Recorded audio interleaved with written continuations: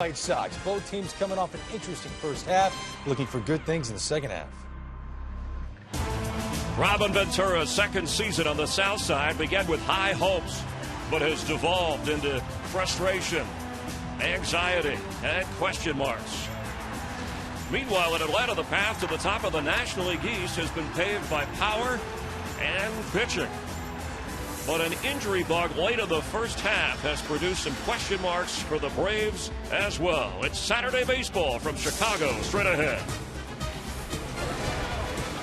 We welcome you to U.S. Cellular Field on a warm, somewhat breezy and humid day, but great for summertime baseball here in the great city of Chicago. Along with Eric Karros, I'm Chris Myers, and glad you're with us as the second half rolls on for Major League Baseball. And the Braves, a 6.5-game lead on the National League East. That's the largest of any division leader. Used to be when you said Braves, the headline was all about pitching, but it's about home runs with this team. Well, it really is. They're third in the National League in runs scored, and they're doing it, as you mentioned, by hitting home runs. They lead the National League with 116. Last night, the big 3-run shot by Brian McCann.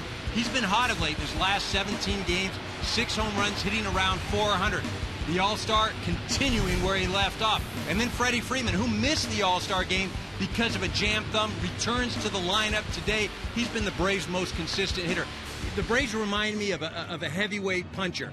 One shot, and they can knock you out. One swing of the bat, they can take you out of a ball game. And they'll be taking those shots at Jake Peavy, the former Cy Young Award winner, making his first start today since June 4th off the injured list for the White Sox. Well, and he's not only pitching for the White Sox, he's pitching for all of Major League Baseball, specifically the contenders who would like to add him to the top of their rotation because still very good as any pitcher can be in the We'll check the batting order and the defensive alignment in the field. It's the Braves who lead the National League East against the White Sox from Chicago. We're glad you're with us to watch a little baseball this Saturday afternoon on Fox.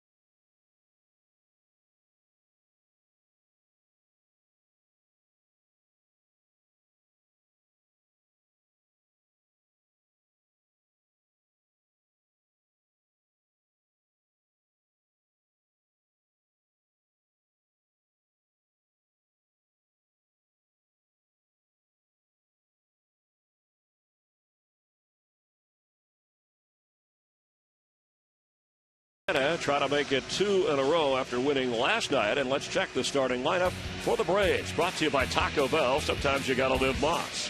A little bit mixed up because of some of those injuries in the outfield. You see the All-Stars and Freddie Freeman and Brian McCann, but Costanza leads off in center field. That's Jose Costanza. Look at Chris Johnson up from the 8th spot, batting second. So Simmons is down as Verdoslavich in left field, rounds out the order, hitting .211. And, of course, the Braves, as Eric mentioned, lead the National League in home runs, and among the top scoring teams. The batting average has been another issue for the Braves, and they face Jake Peavy back after a rib injury and hoping to get his 7th victory of the season. Yeah, last time he was on the mound for the White Sox, June 4th. Look at Peavy needs to stay in control. He's a guy that pounds the strike zone. He was a little erratic in his rehab start in the minor leagues. He's pitching for others. There are a lot of scouts in the stands. They're going to come watch Jake Peavy, see if it makes sense to go out and make an offer to get him on their ball club. The opening pitch brought to you by Budweiser, the official beer of Major League Baseball. Great times are waiting. Grab some Buds.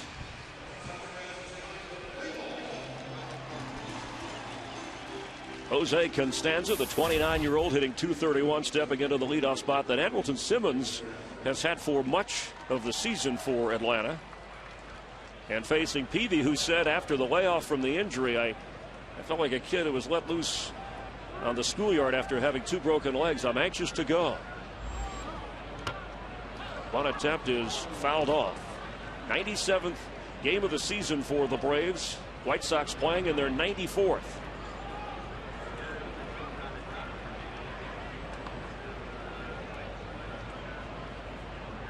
The 0-1 from Peavy. Costanza in a hole here, 0-2.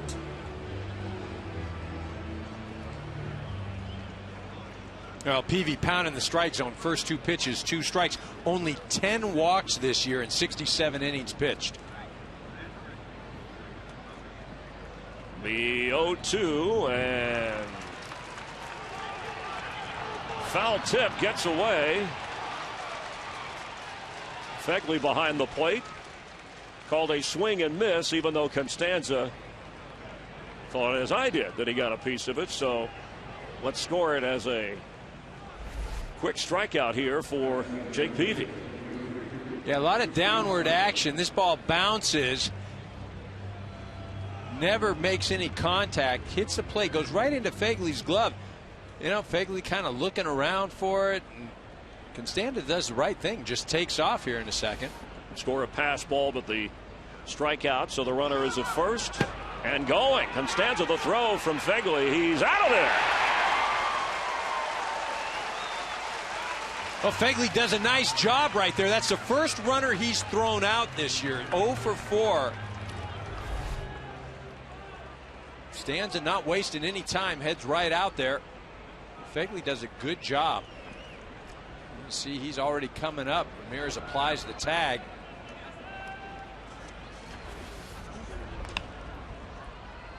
Toward right field, and the ball goes foul. Fegley threw out more than 40% of the runners who tried him in the minor leagues, and since he's been up, has done a good job defensively. As Chris Johnson, who is usually the 8-hitter for Freddie Gonzalez and the Braves, but a terrific hitter on the road, and that .336 average shows that wherever he's batting. The 1-1 pitch. Move it inside. A number of scouts, teams sending representatives to watch Jake Peavy. Some of the other White Sox players that may be up for trade discussion, and they're watching closely. July 31st, the non-waiver trade deadline. Swung on foul. So a 2-2 count now on Johnson. You know, Johnson last year, if you remember, a guy that the Braves acquired from the Astros, helping their drive. The White Sox, as you mentioned, Peavy, Rios, Ramirez, a lot of guys out there that may be had by other ball clubs. Peavy goes full here. Costanza reached after a strikeout and a pass ball, was thrown out trying to steal. And now the 3-2 to Johnson. It will stay that way.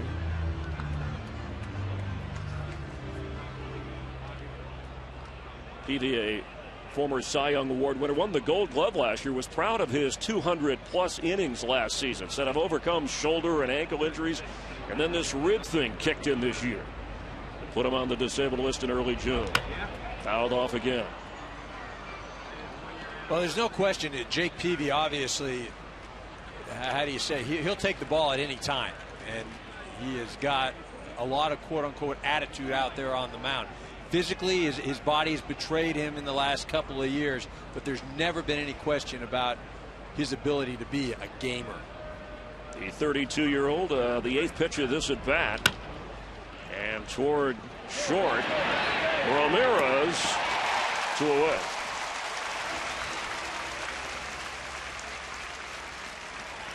Alexei Ramirez getting it done for out number 2.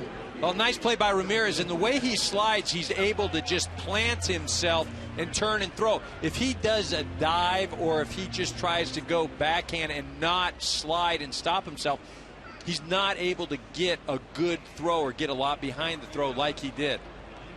So he easily gets Johnson hustling down. Justin Upton steps in.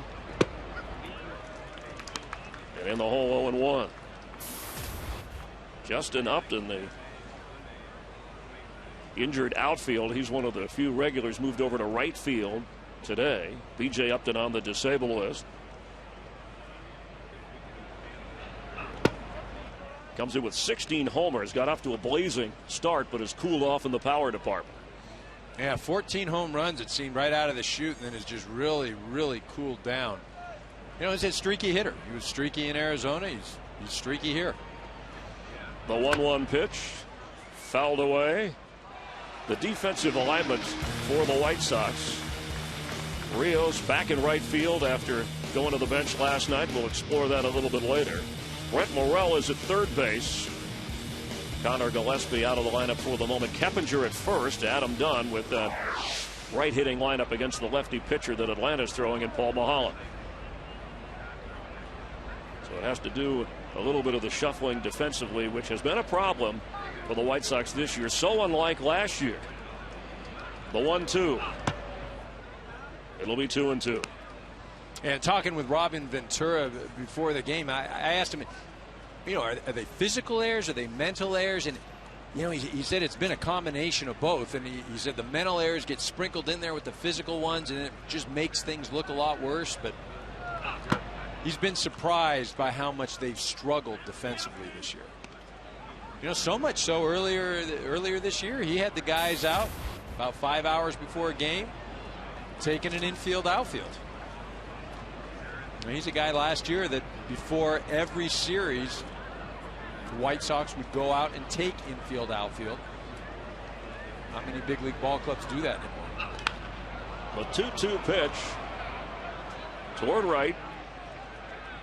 Catch made. Jake Peavy is back for the White Sox, and they'll come to the plate against Paul Mulholland straight ahead on Fox.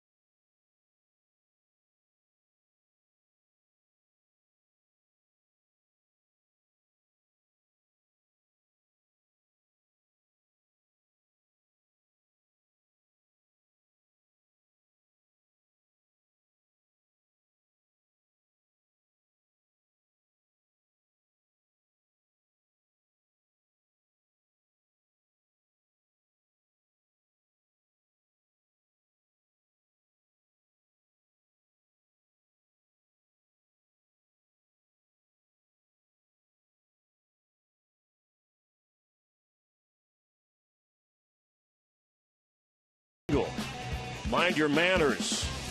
They played up at Wrigley Field last night. There was some weather issues, but always a good time. You're going to hear more from their new album, Lightning Bolt, during the World Series on Fox. And our Taco Bell lineup for the hometown White Sox. Alejandro Diaz leading off, leads the team in runs scored. Alexi Ramirez, Alex Rios. Dian Viciedo is batting cleanup. Keppinger is at first, so Adam Dunn with the left-hander Mahalam going. The home run and RBI leader of the White Sox out of the lineup. Brent Morel rounds out the batting order against the 31-year-old lefty making his 20th start of the season. And told me if his sinker is working early, he'll be fine. Yeah, he's got to move the ball around, keep the hitters off balance. Not going to overpower anybody. He's got to right the ship. His last 10 innings, giving up about 10 runs. Got to get that squared away. Pretend you're at home. He's really struggled on the road this year. He's under 500 with a record and over a 5 ERA. Mahalam's pitch is a strike. Lost his last 2 starts before the break, giving up 4 runs in each of those to the Phillies and the Marlins. Diaz, the top 3 of the order, all run well for the White Sox. Chicago, they were in 3rd place, 4.5 back at the end of May, but then fell into the bottom of the division by June 11th. And have been trying to dig out ever since, and they hope to do it against Mahalam. And there are those home and road numbers that Eric just spoke about.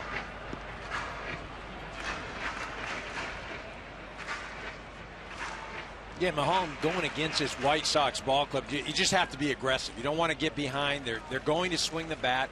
They haven't hit all that well. Toward left field. Catch made. And the Atlanta defense, with some of those injuries we talked about, Terdoslavich, who was at first base last night to start the game, is in left. Justin Upton goes over to right. Gaddis is catching with Brian McCann, the DH, and Freddie Freeman back. Said the thumb not a problem. It's on that glove hand. And got into the game late last night in the Atlanta victory. Wanted to be in the field. As Alexi Ramirez steps in against Mahalam. Hitting .291. 1 homer and 22 runs batted in. And he's a guy a few years ago demonstrated some power, and obviously hasn't shown that this year. He's been talked about by other ball clubs, contenders. Hey, this might be a guy we want to go get. Has been one of the steadier hitters for the White Sox, from what Robin Ventura said. But an offense that just has not hit with runners in scoring position. He's had trouble getting men on base, frankly. The 0-2.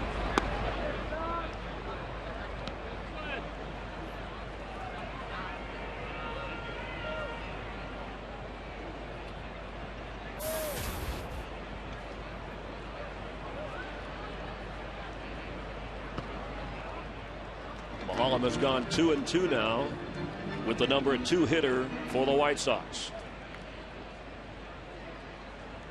And again, Ramirez is the type of guy he gets on. He's got 20 stolen bases. Like I said, with this White Sox team, you want to make them put the ball in play, make them swing. He did at that and fouled it off. A pitch at 74 miles per hour. Yeah, people get enamored with the radar gun and want to know how hard is the guy throwing, but the real trick to pitching is to keep the hitter off balance. Whether you're doing that with 87-mile-an-hour fastballs and 78-mile-an-hour changeups, whatever you can do to disrupt the hitter's timing. And that's foul toward third.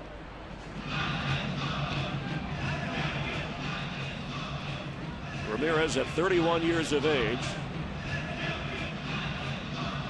In his 6th year with the White Sox, didn't play in the minors. Left Cuba in 2007 and worked his way up. And the 2-2 with 1 out, nobody on here in the bottom of the first. He goes full. You know, and one of the things about Ramirez as well, he's owed $23 million through 2015. So that's some of the things that, as another team, when you're looking at guys to acquire, you always have to take that into account. What is the contract status? What is the economic situation? 8th pitch of this at bat, and fouled it off.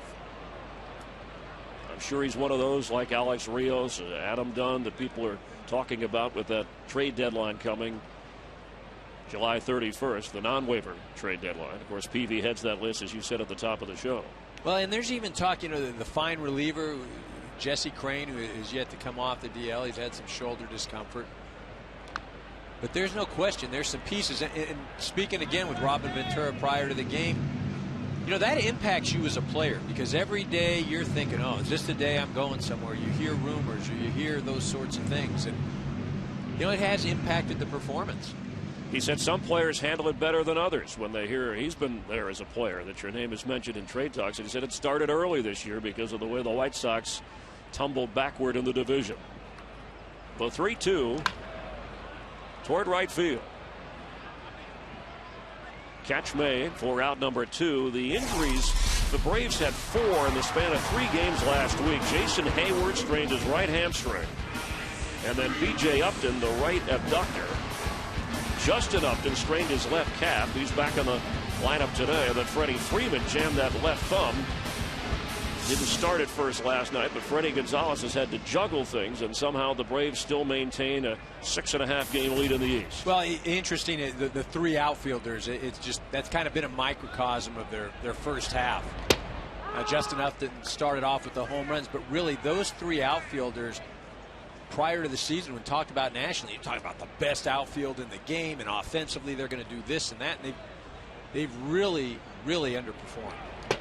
Alex Rios batting .270 and was the starter last night, but after he didn't run out a ground ball on what could have been a White Sox run, was later sent to the bench.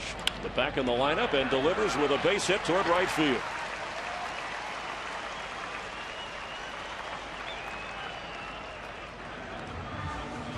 Well, as a hitter, he's in an 0-2 situation, so you've got to shorten up and just try and put the ball in play. Holland throws a pretty darn good pitch, low and away, and Rios just shoots that out to right field. You got to be careful now. Rios will run. 19 stolen bases, second on the White Sox ball club.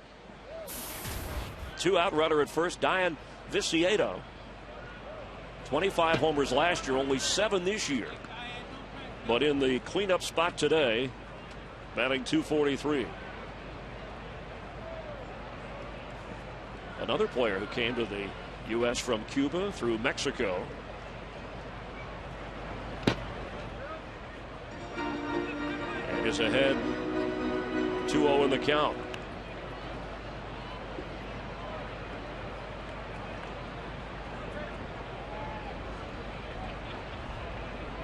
Rios at first with 2 down.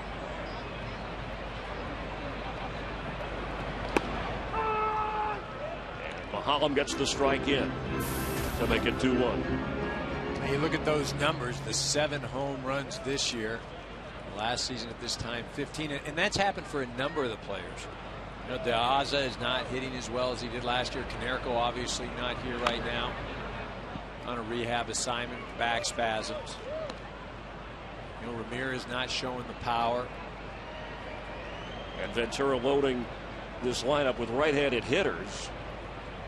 So a couple of guys you would normally see, like Connor Gillespie and Adam Dunn, not out there for the White Sox against Paul Mahalam, who's got a 2-2 count.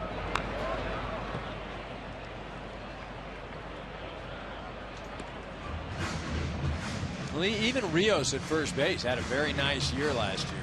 Talking about his resurgence and always coming back. And you just look at what he's done this year. It just, it's not what you would hope for, not what you expected. The tools are greater than what he's putting out there. Check on Rios. That's been the case for a number of the White Sox players who, this was a team that was in first place for over 100 days, 100 games last year, and The Tigers had to catch him at the end to win the division and then, of course, go on to the World Series. But I don't think anybody expected the White Sox to have the issues that they've had this season. Fouled off. No, and I think, you know, really, if you want to look at one thing, I'd say it's the defense.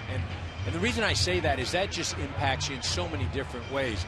You know, it means your pitchers have to get more outs. They've got to throw more pitches. It means your offense has to score more runs. And it puts pressure on every aspect of your ball club because you can't catch the ball. And that's something they did so well last year. One of the better defensive teams gone full with Dion Viciedo. And also base running has been a problem for the White Sox this year. Maybe the wrong guys trying to do things on the base pass in the eyes of Robin Ventura. But Rios is going 3-2 and towards second. Ugla has it. Mahalam with a scoreless first. We're going to the second inning. The All-Star Freddie Freeman back in the lineup and due up next for the Braves on Fox.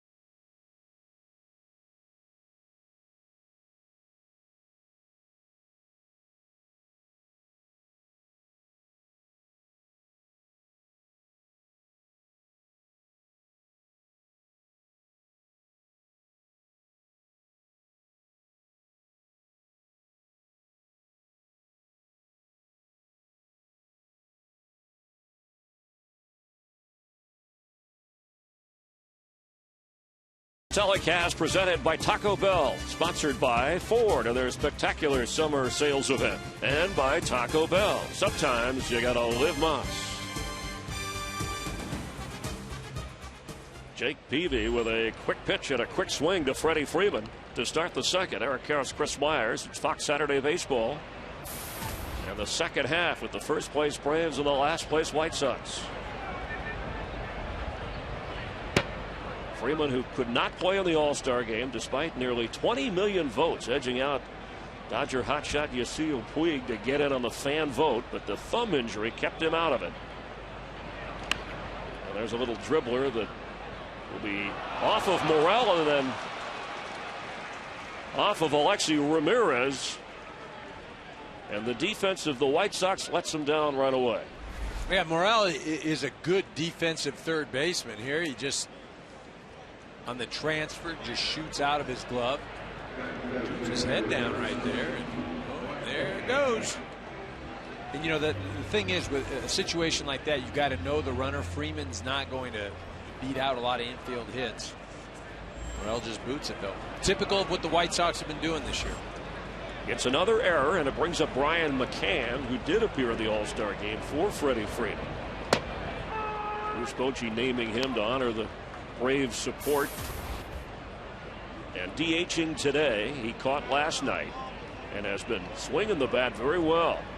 Shoulder surgery last October, a slow start, but it's gotten going lately.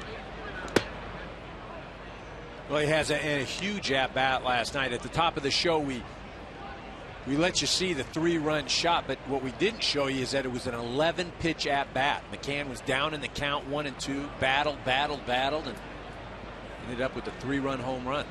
Runner at first, 1-1 pitch, and skied toward left field.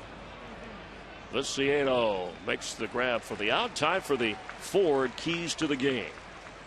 Well, real simple. As soon as we get them up here, and we will take a look at these Ford keys. Sure, there they go. Home runs have something to do with it, right? Well, the Braves, they've got to hit it out. That's what they do. When they hit home runs, they do extremely well. 48-14 with a home run. Peavy needs to be perfect. Look, this White Sox ball club does not score a lot of runs. The lineup they have out there is sort of makeshift right now.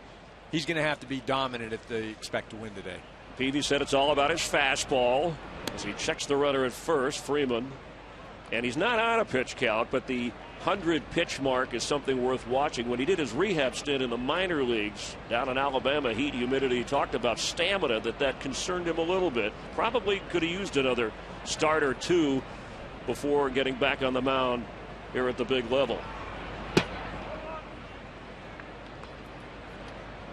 Evan Gattis, 26-year-old rookie who has been quite a story for the Braves. Activated from the disabled list last Sunday. Had a strained oblique, but it gives him flexibility, especially in an AL Park interleague play with McCann catching and DHing. And has shown a lot of power. Yeah, he really has. When you're going after a guy like Gattis, you've got to stay outside the zone on the outer half of the plate. You try and come in the middle half or even the middle part of the plate with a fastball, he can turn around anybody. I watched him earlier in the year hit a Steven Strasburg fastball a mile. That thing was just crushed into left field. And it was up out of the zone, inside, but Gattis just as strong as anybody in the game. And a great personal story that Brave fans are familiar with. The guy was out of baseball for 3 years. And toward third, backs up Morel, but he gets the runner at second. And Freeman with a big league slide, safe at first.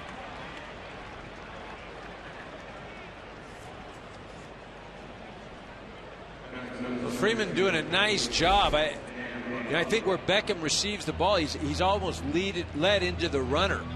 You see where he is? He's already at the front part of the bag. He's not at the back. He's not in a situation where he can go forward towards third or backwards toward right field.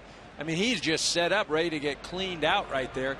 Doesn't make an easy transfer, but in a vulnerable spot right there. So 2 down, and the runner at first with Dan Uggla, who leads the Braves in home runs with 18. Batting average below 200. 3-time All-Star, of course, a National League starter last year. But capable at any time of adding to the home run total for the Braves.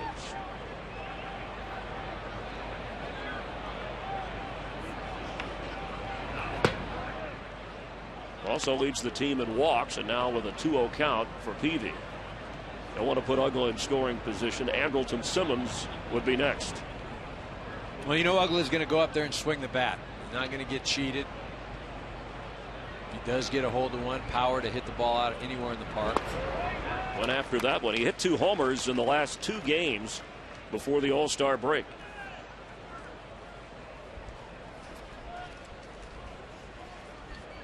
And now a 2-1 count with Gattis at first and 2 down. We're scoreless here in the second inning.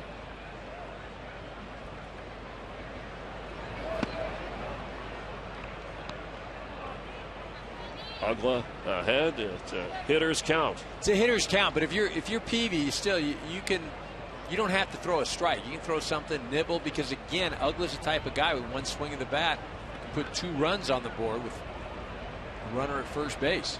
Still got to be careful. Driven toward left field. It's up, it's out, and home run for Dan Uggla.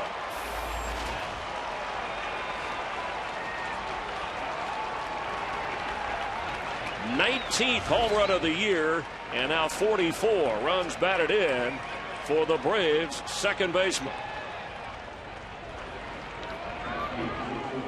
Breakup at second was big as Freeman kept it alive for Gattis to be on, and Uggla produces. Jake Peavy should have been listening to you. Well, again, you've got a situation right now where he's a home run hitter, and that's what he does. He's up there swinging for the fence. Now, you look at that pitch. Peavy wasn't trying to throw it there. He missed his location pretty darn bad. Uggla makes him pay, but that's what this Braves offense does. You go back to that strong slide by Freddie Freeman into second base. Prevent the double play. Keeps the inning alive. Gives the Braves a 2-0 lead. And your key to the game, right? Hitting it out. That's what the Braves, as Simmons fouls this back, do so well. When they homer, they win. I mean, you could say that for most teams, but it's pretty much an automatic for Freddie Gonzalez's team. I mean, the numbers are staggering. Put up a home run, you put up a victory for the Braves. As Simmons, who has hit in the leadoff spot much of the season, down in the order a bit. And in fairness to Peavy, both runs are unearned after the error by the third baseman, Morel, who right on cue makes the final out of the inning. We're going to the bottom of the second here in Chicago, but Dan Uggla has given the first place Braves a 2-0 lead over the White Sox.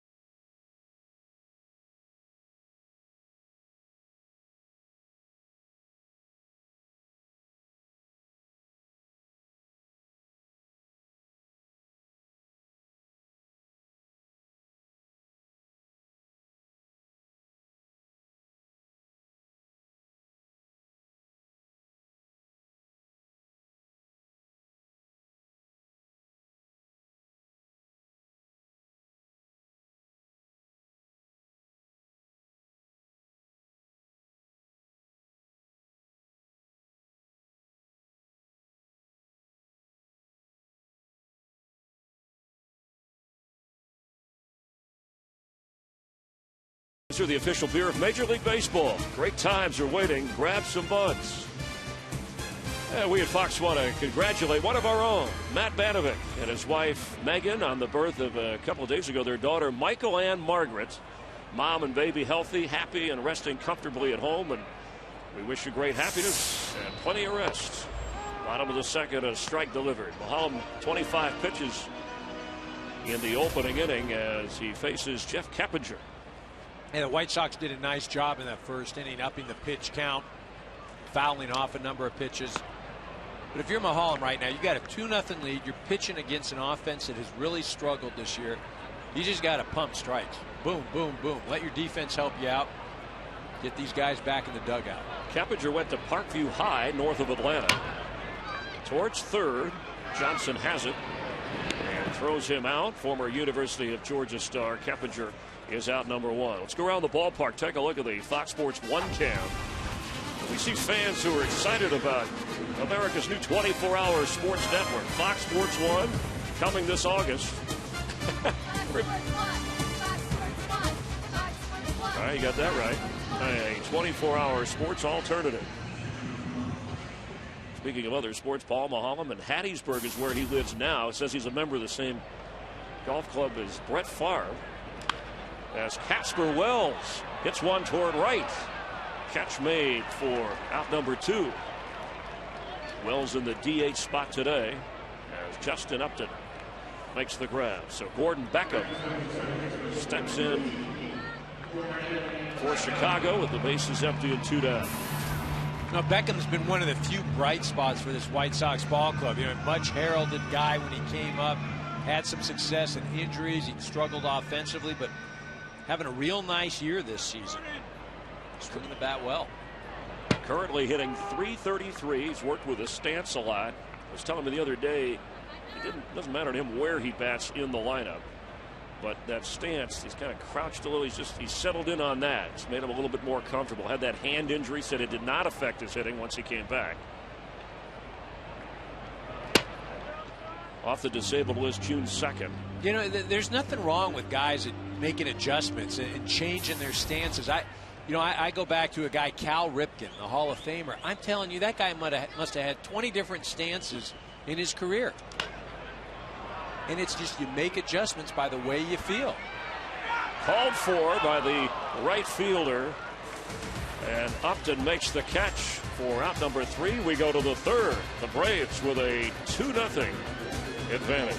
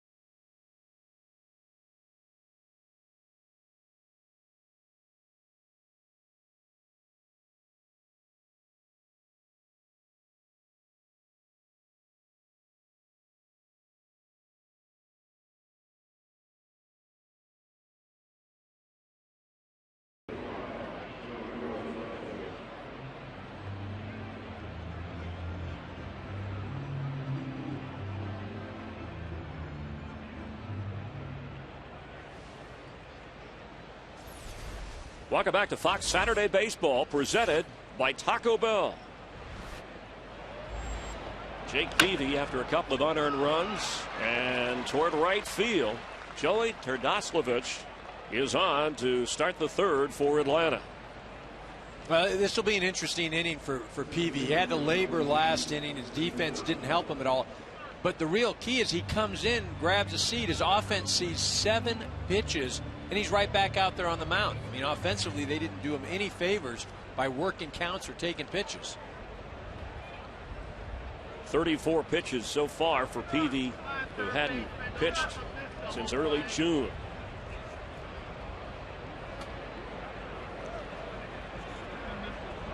Jose Constanza steps in, fakes the bunt, takes a strike.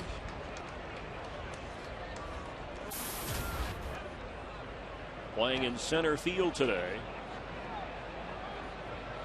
They think that Hayward will be back tomorrow. B.J. Upton on the disabled list, but nothing long term, according to manager Freddie Gonzalez. A check of the runner. Well, and remember, if you're the Atlanta Braves, you've got a nice cushion as far as leading the NL East. There's no reason to bring guys back early. You're in this thing for the long haul. You're in it for the postseason. If it's another day or two, rest the guys. The 0-1 pitch outside. Jake Peavy in Alabama grew up a Braves fan, part of the Maddox Smoltz Glavine crowd. His grandfather actually, Blanche Peavy, videotaped his pitching motion at an early age and helped him get going.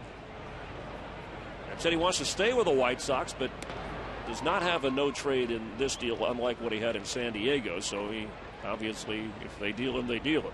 Well, and again, he's one of those guys, the rest of this season, I think he's owed about 14.5. He's under contract for next year at 14.5.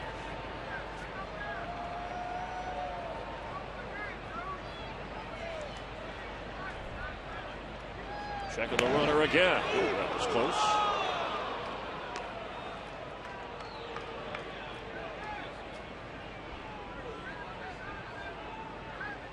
There's no question a guy like Peavy could help you at the top of the rotation. It's just, what are the White Sox asking for? What are they willing to do economically? The 1-1 pitch.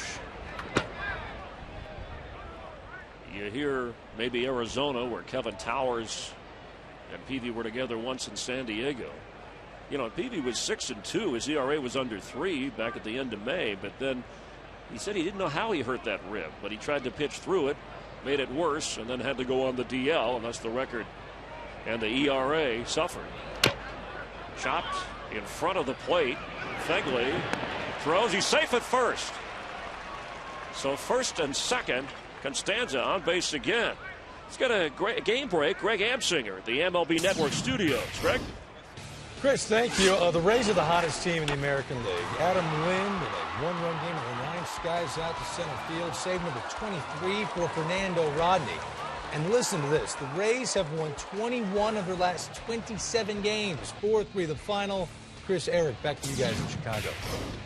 And the Rays keeping the heat on the amazing Red Sox. That division is going to be a race to the wire. Yeah, it really is. 3-4 teams all in there. And you remember Toronto, they looked like they were dead, and then they got hot, but now 13 games back. It looks like to be a 3-team race. I still Boston, Tampa Bay for me. I think Tampa Bay is the one that stands at the end of the year. After the base hit, runners at first and second for Chris Johnson. Nobody out here in the third, and the 2-0 advantage for Atlanta. Unearned runs Ugla with a 2-run homer.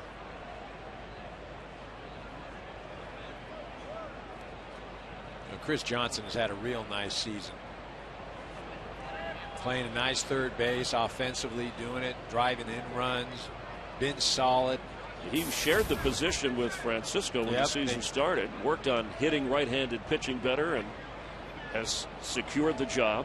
Yeah, they sent Francisco to the Milwaukee Brewers. And has hit well on the road.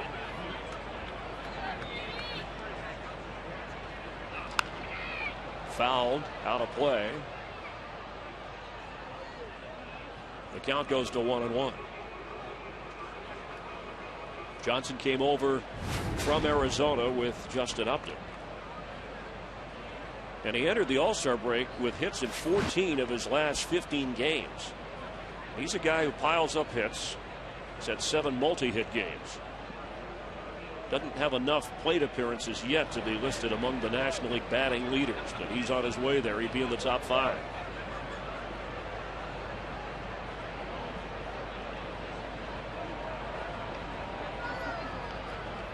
The 0-2 pitch toward right field. Rios has it. Runner tags. Throw comes to second and sliding into third. And now runners at first and third is Terdoslavich. All right, fans, get ready for Fox Sports 1, America's new 24-hour sports network. Fox Sports 1 will be your home for great live sports and all the news and highlights you'll need, plus shows and specials that only Fox can bring you. America's new sports network is Fox Sports 1, and it's coming August 17th. A bit of a trouble spot for Jake Peavy. You see the pitch count at 41. We're only in the third. Runners at the corners for Justin Upton.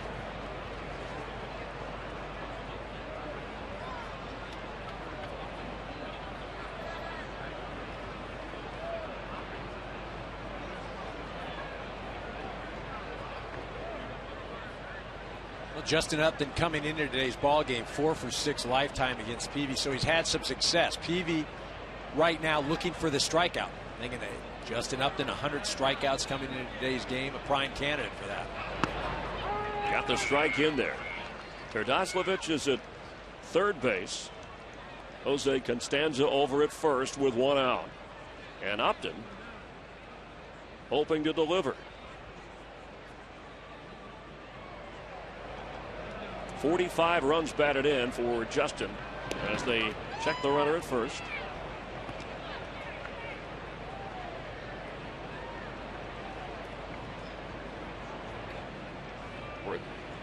Braves 1 out and got Justin and B.J. Upton to complete an outfield with Jason Hayward. That's inside. A tale of 2 seasons for Justin Upton that you talked about, especially the power. Was player of the month back in April when he got up to that fast start. Well, and you see right there on that graphic, through the first 41 games, he led all of Major League Baseball in home runs. And he's always been a streaky player. I mean, that's the type of guy he is. And you know that as a manager, general manager, going into it. 12 of his home runs came in the month of April. In fact, the Braves actually, for as many home runs as they've hit, we've had one today, even that has tailed off a little bit for this team. But they've enjoyed more days with a 5-game plus cushion in the National League East this season than they did in the 8 previous seasons combined. So whatever Freddie Gonzalez and this team is doing, they're doing it well. Swung on, missed. Well, speaking with Freddie prior to the game, he feels like this group can be better and that they haven't reached their potential. And I think he offensively, look, both the Upton brothers and Hayward, those guys are all-star players, and they haven't played to the all-star level yet. There's no question about it. And these guys have showed glimmers of that all-star potential this year, but they've been suffering from injuries as well. A little close. You saw that since 2011. That impressive record from Freddie Gonzalez, third-year manager in this Braves team. As Peavy has to be careful here because Freddie Freeman is due up next. 3-2 count here to Justin Upton.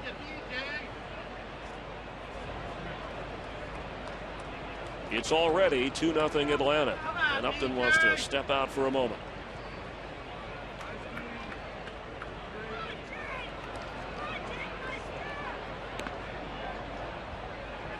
Gonzalez had a meeting yesterday with his team to kind of gear them up for the second half, echoing what you just said, Eric, about, you know, the best is yet to come, and look where we are already. But didn't want to hear about the lead in the division. Yeah.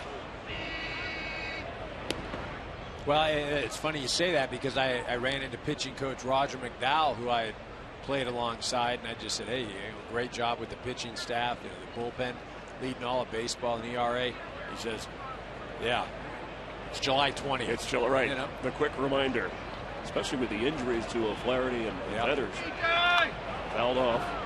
And that's an area where the Braves not likely to be shopping, but some bullpen help and maybe some help from the left side in that area if they are to make a deal. You know, look, I don't think there's any team that would not take on more pitching. You know, you can never have enough. You don't know what the rest of the season, how it's going to unfold. People getting tired, arm issues. You can get a pitcher, you got to take it.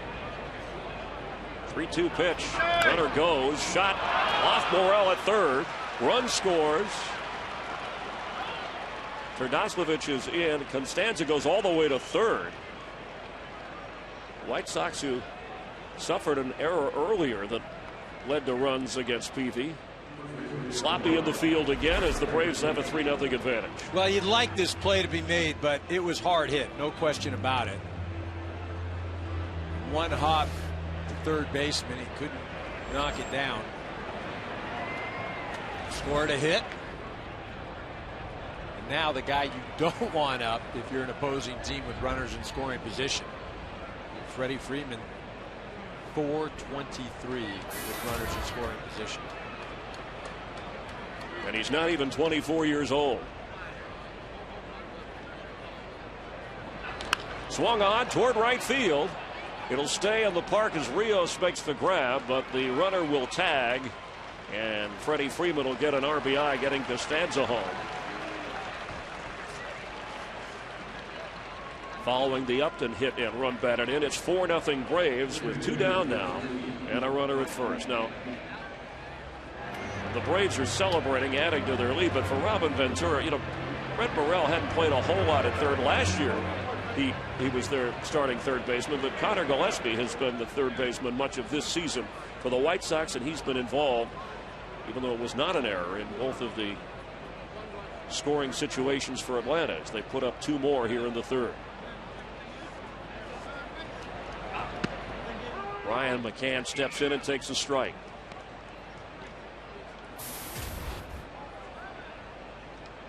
In fact, only the 6th start of the season for Morrell over at third base.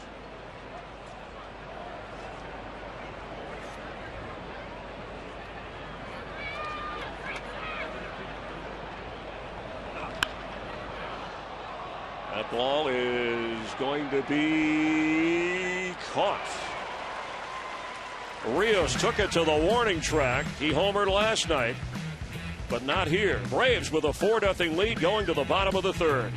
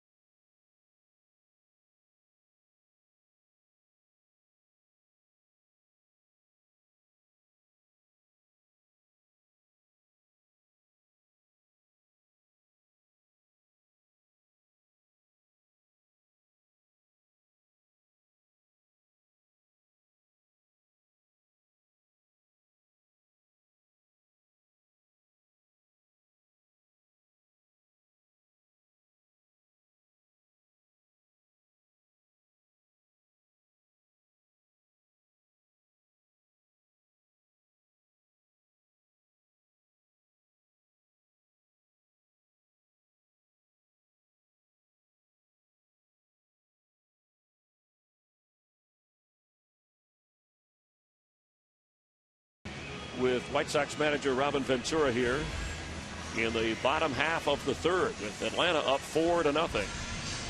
Paul Maholm has the early cushion and facing Josh Phegley. Made his major league debut back on July 5th, hit 3 homers in his first 5 games and rips a base hit to left field.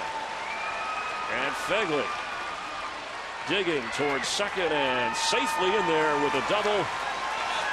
Brett Morrell will step up with a runner in scoring position as we welcome in from the dugout Sox manager Robin Ventura. And I know, given the first half of the season, Robin, and the start of this game, but it's nice to get a runner on early here in front of the home crowd here in the third. Yeah, it is. Josh, just recently called up, so it's nice. He's been swinging it pretty good. What are you seeing so far from Jake Peavy in his first start since the beginning of June? Well, it's good. I mean, it's good to get him back out there. I think, it's one of those that, it was a broken rib, so it wasn't one of those that it was an arm or elbow or anything like that. So it's just nice to get him back out there. Now, Brent Morrell attempting to bunt. Did you put that on while you were chatting with us? Yeah. Yeah. Look at that. That's multitasking Look at that. like we've never seen. Look at that. Robin, I thought it was interesting. You told us, Jake Peavy, hey, he's out there for people who are interested, for scouts, to make a trade. But you said, no, he's out there to win a game for us. No, I mean, it's one of those. I know there's rumors swirling about everybody, but, I like the guys that we have, and, it's not one of those that he's going out there just as a showcase. So, we like the guys that we have, and, I'd like to have him. I mean, he's one of those. He's a competitor. I think he's been great for our young pitchers. Obviously not the season you would have liked up to this point. What's been the one thing that you've been most surprised about with this ball club up to this juncture right now? Well, I think defensively, last year I thought we were very clean at just limiting the other team to opportunities, and that's one that we've let slip this year, and for one reason or another it just seems to happen, and you give your pitchers less opportunity, or the other team less opportunities to score. I think when you're better defensively, it makes your pitchers better. 2-1 count on Brent Morrell with Josh Fegley at second base here and nobody out. Fouled off. What do you tell some of the players, Robin? I don't know if that's your department, but you said some guys handle it better than others when they hear their names in trade talk, or when a team is in last place and it's out there. You were in that position as a player, I know before. So do you need to address that with some of the guys? Well, everything is my department, so I can get into any of it. But again, there is a professionalism. I mean, in this game, rumors are going to happen, and that's part of playing. And you got to be able to handle it and go out and take care of your business and do what you need to do. And at the end of the day, everything still counts. So everything goes on either your name or the team's name, and you got to be able just to put it on the side and just play. You talk about professionalism and playing the game a certain way. You did something last night that you don't see very often at the big league level. A guy doesn't hustle down to first. You recognize that, and then you pull him later in the game. I mean, is that something that, again, not that you're looking for, but hey, look, no matter where we're at, we're going to go out and play this game right? Yeah, I mean, again, the way we've been playing it's you just have to do it, and I think that's the minimum that you're required out here, but that's the first rule, and you just take care of it. A 3-2 pitch. We're talking with Robin Ventura from the dugout, and Brent Morrell works a walk off Mahalam. So runners now at first and second for Alejandro Diaza batting leadoff. Robin, let's just talk a little bit about Diaza and some of the guys that, Viciedo and Rios and Ramirez that you counted on after last year to kind of carry the team forward from an offensive standpoint. Well, I think it's at some point there is a bit of a funk that happens, that guys put too much pressure on themselves to maybe do more than they need to, and they're in a team game and 9 guys in the lineup, 9 guys need to be able to contribute. So one guy's not going to hit a 6-run homer. Can you tell us before it happens? Did you put on a bunt right now? I'm not. I mean, come on. Okay, come on. I don't know. I'm just asking. If you might be mad. You're trying to talk to us, and are we? Believe me, I can do a couple things at once. Well, let's see what Diaza does as he takes the pitch. Fegley, who looks like has he secured the catcher position? Has he won that job, by the way, Rob, since we have you? Well, I think both of them are going to be catching. Flowers will catch tomorrow, but I think the majority of it's probably going to be him. He was promoted because he was doing well, and that's part of getting to the big leagues and being able to contribute. A shot toward left over the glove of Simmons, and now the bases are loaded. So I know baseball players and managers are superstitious, so I don't think you're going to. You guys, if we score 4, you might have me for the whole game. Dude, we'll get you up in the booth. Let's take a look at this right now, real quick. Fegley on second base. Now you watch him. He goes back to the base, which is absolutely the right thing to do in that situation. That's a line drive hit. It's just over the outstretched glove of Simmons. A lot of people go, what's he doing going back? Absolutely the right play. You don't want to get doubled up and ruin the inning right now. Sox got a little something going. And big innings are something that has been few and far between for Robin Ventura's team. But here's Alexi Ramirez. He flew to right field his first time up. EK, are you a base running coordinator at all? Yeah, I wasn't fast. You know that. I was not fast. We know not to get doubled up. There is a foul ball. Ramirez, one of your, along with Rios, Robin, probably one of your more steady offensive players day in, day out through the first half of the season, correct? Yeah, he's just one of those, I think, for Alexi, he loves playing every day. You know, you put him out there. I think offensively he's just been getting better and better as the years gone along. Paul Mahalam in trouble here in the third. Bases loaded. Foul back. Nobody out. And a 4-0 advantage. His next pitch will be his 45th pitch. Robin Ventura stacked the lineup with right-handed hitters intentionally with the lefty on the mound. I didn't say that. Oh, okay. Well, I think Eric Harris told me that. He gets all his tips from you, I think. That's how that works. You guys are old buddies. Well, I'm going to admit that now. An 0-2 count, though. Ramirez in a bit of a hole here. Fouls it off. Well, talk, you know, we were down there, Adam Dunn wanting to get in the lineup. Talk about that as a manager. You know, some of the things you have to deal with, players wanting to get into the lineup. You got to tell them. And you remember what it was like with a player, you know, when you weren't in the lineup. Absolutely. I think, you know, you'd rather have that than a guy, you know, wanting to duck it or not be in there or not play every day. But, you know, the good thing is we got some guys that want to play every day. And there's a base hit, so Fegley is in. Ramirez delivers. White Sox are on the board. It's 4-1, still nobody out. Hey, Freddie Gonzalez just called up here and said, get Ventura off the headset. He's looking for his own headset. He wants his own turn. And now Alex Rios, and Eric asked you a little bit about that, Robin, last night. There wasn't any hesitation as there's a meeting at the mound for you to put Rios back in the lineup today? No, I mean, that's just part of playing. I mean, it's more of just a reminder of anything that, you know, you don't get into a doghouse. And Alex has played hard all year, and and I get it. I mean, there's times that you're so frustrated that happens, but, you know, we're coming back off a break, first game back. It's, you know, it's a wake-up call to everybody. Bases are loaded.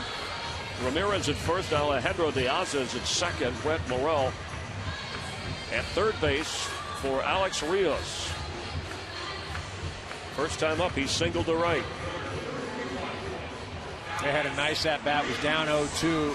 Mahalam tried to go low and away. Rios served it out to right field. You know, and this is the thing with the bases loaded, especially, I mean, Robin, you speak to it. What's going through, you know, your head as a hitter, you know, with the bases loaded? You hit so many grand slams. Oh, you bringing that up now? I am. I'm bringing that up right now. Driven toward left field. That's it's what up you there. do. Can I bring that up? And that is a grand Did I bring that up? Did I bring that up, Robin? He's on my team, EK. Can you believe that? 12th home run of the year. Rios' last homer was on June 9th.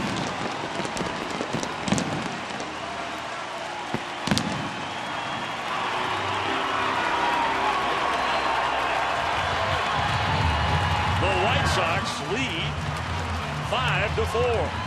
Yeah, boy. Yeah, boy. What else you want to know? Well, there's another look. Diane Luciano fouls one off. That was something right there. So anyhow, well, you know, in that situation, honestly, what are you thinking? Well, I mean, you're down 3. You got a guy on third base. You want to get something up in the zone. I mean, he's more of a ground ball pitcher, and you know he's going to try and get you to do that, really. So I think it's a good job by Alex. Get something up. You know, you're going to hit something in the air, and you know if you get lucky enough to hit it well, it's going to get out of here on a day like today. But you know, you're just going to make sure early in the count you're not going after anything low. You know, they might be trying to trick you, get you to chase early, and you finally get something that's up in the zone and you can handle. But you know, the one thing you don't want to do is chase something down and beat it into the ground. Did you have any one grand slam that stood out? I don't. You know, not really. The only thing that I was always in that situation because I was always behind Frank and Mike Piazza and Albert Bell and guys that could swing it. So, you know, I got put in that situation because they didn't want to face those guys with guys on base. So they probably walked them to get to me. And then you get in the situation where they don't want to walk in the run. So it becomes a little bit better of a bat for you because they don't want to walk in that run. So they might get more of the plate maybe than they would have liked. but no, I don't remember one. You got to remember the Well, Todd Pratt run. That's a the single. That's a single. That's not a grand slam. One No, of- I hit one here that the first year in the ballpark here was actually hit one that we were down by 2 and ended up hitting one that was it won the game. So it's different when you hit one when you're down by 2 and you hit one, and rather you just hit one that could be a sac fly. Back in 1999, the Braves Mets as Keppinger toward short Simmons for out number 2 to bring up Casper Wells. Well, that righty heavy lineup against Mahalam. Obviously, you look at the stats as well as know your team, Robin, because against left-handers. I know it's been a tough year all the way around, but specifically against left-handers, it's been a rough year for your White Sox team. Well, I think it's one of those that we're a little different right now. Player-wise, just a couple guys on DL. Canerco's on a DL. You can mix and match and move some guys around. We have Morel up here that you can put at third base right now, so it's a little bit different than what we've had throughout the year. So you can kind of play those matchups maybe a little bit more now than we did early in the year. Well, thanks for your time and joining us live as Casper Wells bats. I'll see you next inning. What are you guys talking about? Next? You don't want No. go away. We'll have No, you got me. You got me for the rest of the game. As you said, you're in control of all departments as well as gets one foul. I can take you guys off the air if I want. All right, Robin, thanks very much for your time. Good luck in the second half of the rest of this game. All right, thanks, guys. Thanks, Robin. Appreciate Robin Ventura, second year as manager of the White Sox, and it's been quite a challenge for him after last year. He stepped in and said, hey, look at this. We're in first place and just did miss the playoffs towards the last week of the season. And they had some problems, but it wasn't the kind of problems that we've seen with this year's team. No, and again, it's, last year, his first year, and, a lot of things went right. Some guys had some rebound years. This year there have been some injuries. Some guys haven't performed up to expectations, and it's a difficult game to play. Casper Wells fouls it off. Quite an inning. It started with the Fegley double. Mahalam got into some trouble there with a walk. But the grand slam delivered when the manager was speaking with us live. We appreciate the players and the managers who take the time, I know fans do, to chat during the ball game. Sometimes it's taped between innings. Other times, as was the case with Robin Ventura, he's watching along with us. Shoot, we might have guys starting to want to do it live, do the whole inning. That was a heck of an inning so far. Turn the game upside down. The Braves had a 4-0 lead, but that has evaporated here in the bottom of the third. Well, you look, Mahalam has not been comfortable at all. In the first inning, he threw 25 pitches. That second inning was a 7-pitch inning, but more of a function of the White Sox hitters just going up there swinging the bat real quick, not trying to work anything. 60th pitch of the game coming up. It'll be the 28th pitch, and I know we've become a pitch count conscious society. Yeah, but it represents something. I mean, a guy's throwing 28 pitches in an inning, it's because doesn't have his good stuff. When he's throwing 6 or 7, he's got something going on. And he's going to have to throw more as he walks the designated hitter for today, Casper Wells, bringing up Gordon Beckham, who's hitting over 330.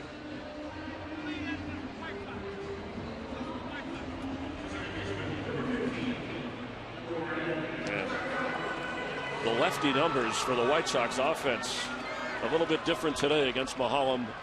Yeah, it really has. I mean, not good all year long, but today he just seemed to be making up for it. And that's driven toward right, but Justin Upton has it to finally get Mahalam and the Braves out of the inning. We're going to the 4th in Chicago. But Alex Rios, 3rd career grand slam, has the White Sox on top by a run.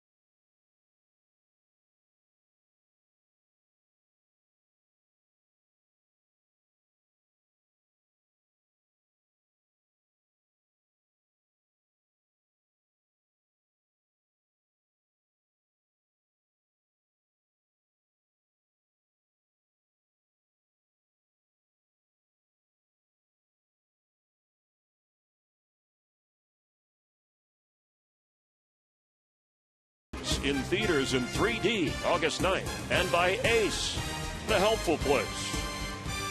Eric Coase, Chris Myers, Robin Ventura joining you from the booth. The kid, as we chatted with the manager live. So I know we were talking a lot over the Grand Slam, but it's tough to keep a manager quiet when he's on a mic in the dugout. And his team rallies from a 4-0 deficit as Evan Gattis, the catcher today for the Braves, leads off the fourth.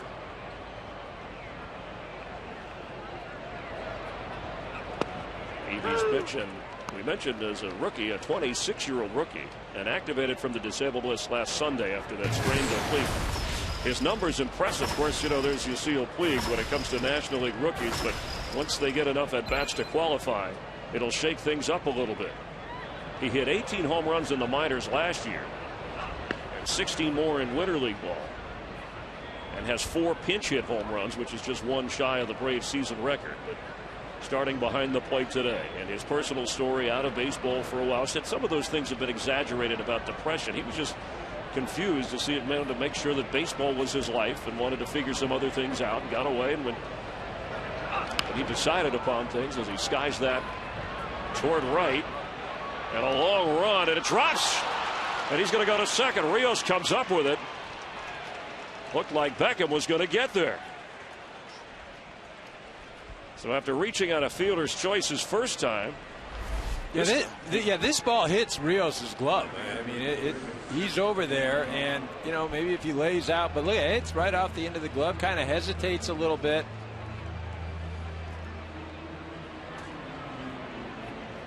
Peavy upset with the double. Again, sometimes it's not something that's scored or ruled an error. It's just a defensive play that could be made or should be made that isn't for the White Sox. So tying run in scoring position for Dan Uggla, who got the Braves off to the 2-0 advantage when he clubbed his 19th home run of the year.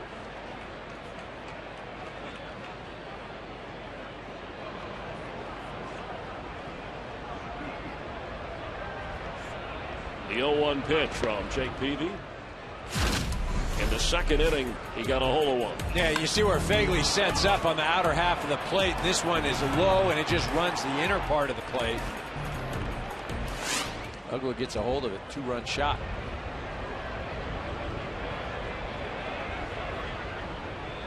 The 1-1 fouled off. He worked with Greg Walker, the Braves batting coach, formerly of the White Sox, and Walker helped him, he said, with, he thought he had his hands not in the slot before his swing. It was something that took a while for them to spot, and once they did, it's helped him along with the much discussed vision problems and trying different contact lens. Dan was telling me yesterday he's still working with that. He's going to get LASIK surgery at the end of the season. The 1-2, he saw the ball. He was caught hooking for strike 3. Let's go to Greg Amsinger for this game break. Greg? Chris, thank you. Let's go to Citi Field. Bobby Parnell on the hill. Darren Ruff lines out to Daniel Murphy. Ball game. It was interesting, though. The Phillies had the time run at second. 5-4 the final. Phillies, their 3-game winning streak comes to an end. Take you back out to Chris and Eric in Chicago. And Greg, the Phillies 6.5 to start the day behind the Braves. As we mentioned, the largest division lead of any team. And the Braves, if they rally, can widen that lead. In there for a strike against Andrelton Simmons. Not yet 24. And has started all but 8 games this year.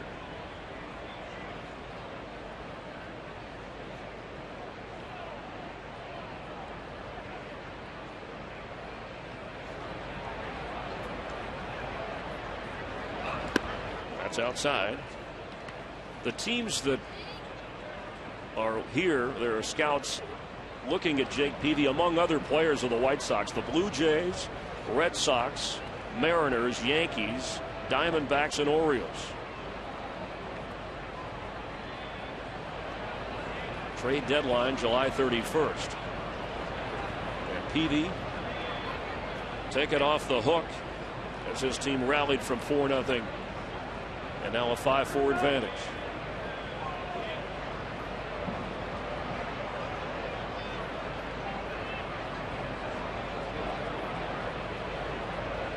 Gattis at second.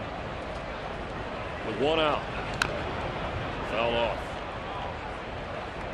Well, you got to be careful with Simmons. You got a hold of one last night, drilled it down the line. You can turn on a fastball. Peavy's got that slider. You could throw that away, or if you're going to come with a fastball, start it inside and let it run in off the plate. He's the National League Rookie of the Month in June of last year. Has 9 home runs this season and a 1-2 pitch. Toward left. Down the line, waved off, catch made. Alexi Ramirez for out number 2. Let's take a look at the Fox Sports 1 pitcher comparison presented by Fox Sports 1, America's new sports network, coming this August. It looks pretty similar. You know, you look at the walk, so Mulholland has 2. I think the big difference, Jake Peavy's been hurt a little bit by his defense, but maybe not some balls scored as errors, but there are some plays that could have been made. Mulholland's just struggled from the get-go. He just hasn't seemed to have real good command of anything. Left some pitches out over the plate. Just hasn't seemed to get comfortable yet. Peavy has 2 down with a runner at second. Joey Terdoslavich batting 9th in the order today for the Braves.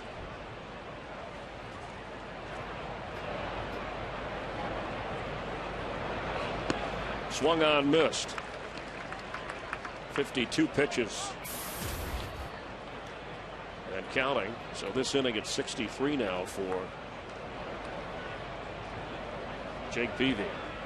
Had a single in the 3rd and scored for Atlanta.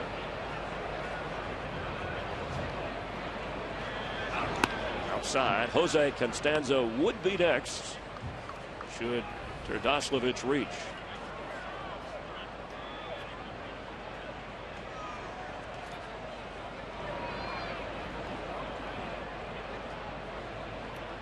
Evan Gattis got a bloop double. Now 1-2. I think more than anything, what you can see with Peavy right now, you know, he may not have his great stuff, but what he does have and what he takes to the mound every time is his competitiveness. And it's as good as anybody's in the game. Fouled off. Probably would have liked another start or 2 in rehab to get through some of the details and just, as he said, even push his own stamina just to make sure. Pitched down in Alabama and the heat and humidity added to it. We got a break with the humidity today a little bit on a sunny day in Chicago.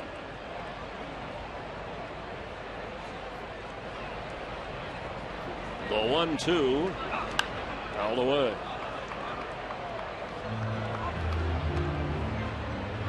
Joey Terdoslavich called up his major league debut July 4th after he hit .318 in the minors with 18 homers and was on the Major League Baseball All-Star Futures game. And because of that rash of injuries, his versatility helped Freddie Gonzalez, was starting at first base last night, in the outfield today. And takes that pitch. He's having a real nice at-bat, fouling some pitches off, taking some other pitches that are close. And Freddie Gonzalez telling you the kid can flat out hit. No question, he can hit.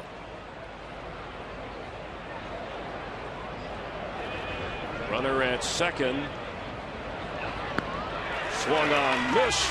The strikeout for Peavy gets him out of trouble. White Sox coming to bat here in the bottom of the 4th.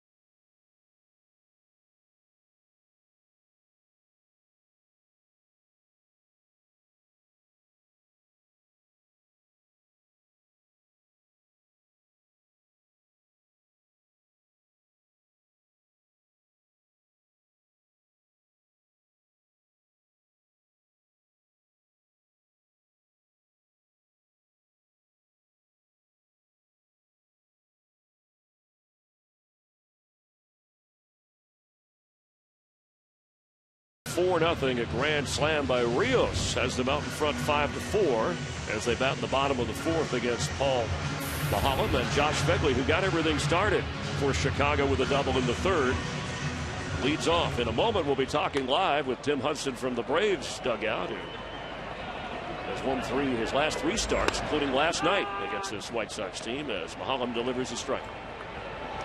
Huddy, nice effort last night. Won the ball game.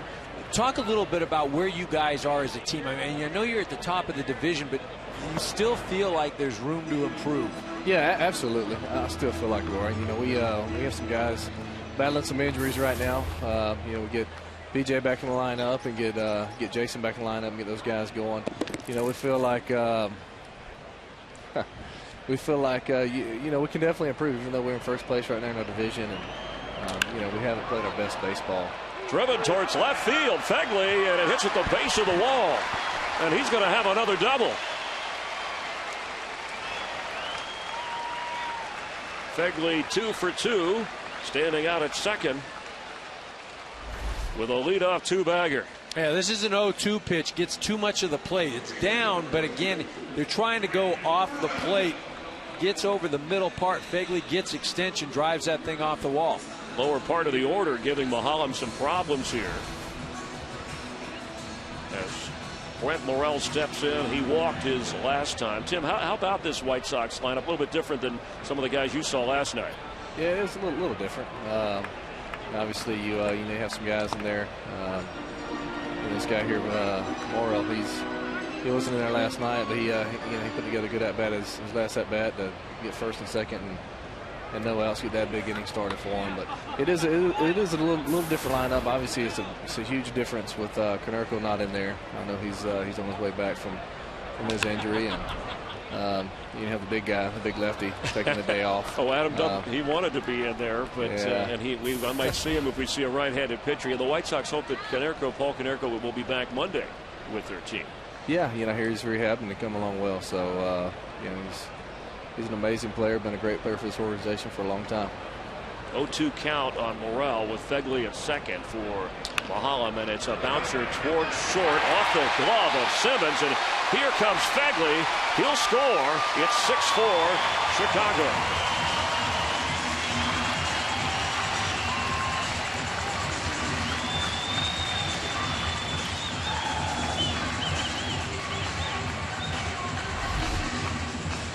Morel shoots this ball up the middle. Simmons, although it would have been a great play, I've seen him make a play like that. In fact, I watched it last night with Beckham up the middle. He gets up, makes a strong throw. They're unable to complete the play.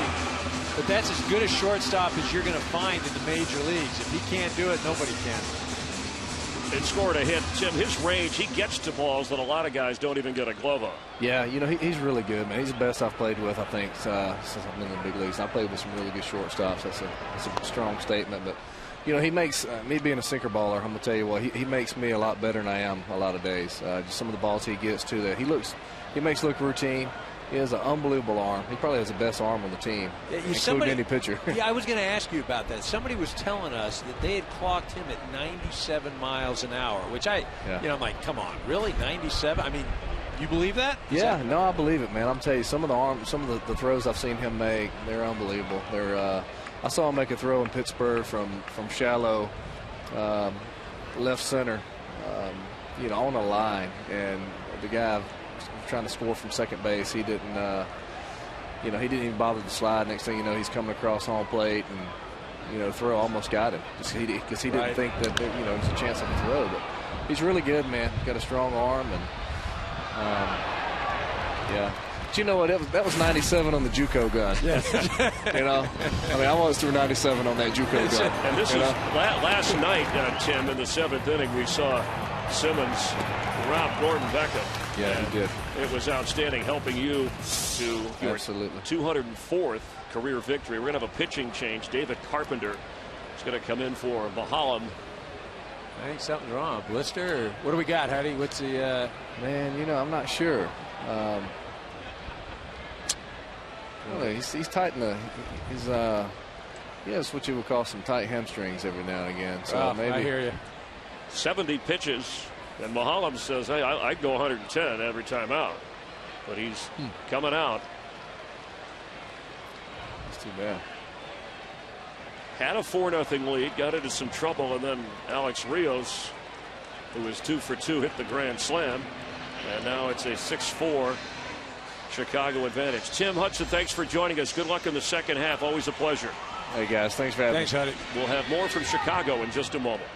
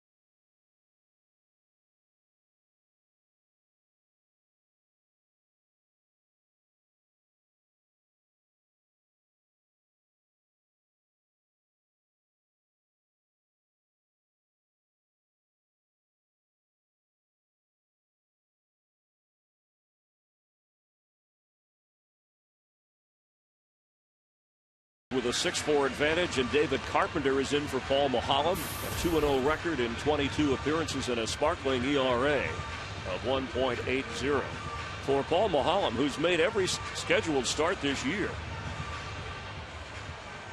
Looked like there was something after this pitch to Alejandro Diaz, who remains the batter. With the White Sox having runners at first and third, the medical staff took a look, and the trainer. Yeah, he's showing it's the left wrist. You know, he's moving it around. Now, you don't know if that's a wrist, you know, that by moving that, you know, it impacts something in the elbow, or if it's actually a wrist issue. But get him out of there, and he'll go get evaluated. And hopefully it's some good news. Jeff Porter, the trainer, saying to Paul Mulholland, let's move it along. And certainly there has to be a physical issue, you would guess, given he's a guy who gives you 90. Mulholland, if he can withstand the runs allowed. And here, Alejandro Diaz, who had a hit to center his first time up. A correction with just the runner at first.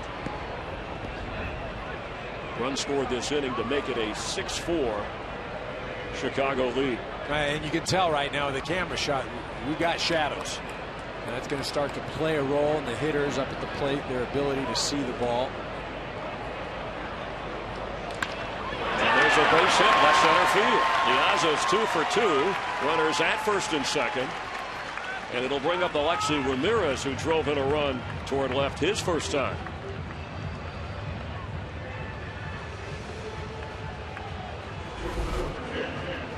They see Diaz up there and gets a fastball out over the plate. Again, they're trying to go inside, but it goes out over the middle part of the plate. Diaz shoots it right back up the chute. The White Sox, who had trouble scoring runs, at least out of the break, despite losing last night, at least are hitting the ball and putting some runs up on the board. Ramirez facing Carpenter here. With 2 on and nobody out. Swung on back to Carpenter. He'll go to second base and just to get him. See, that's a situation right now that as a pitcher, you've got to think prior to the at-bat what you're doing.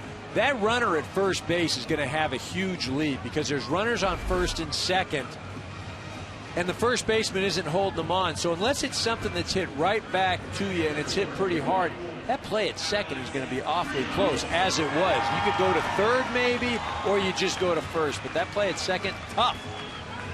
And I think Carpenter realized that. Maybe rushed in here a little bit because of the Mahalam injury that we expect pushed him out. There is one out now. And here is Alex Rios,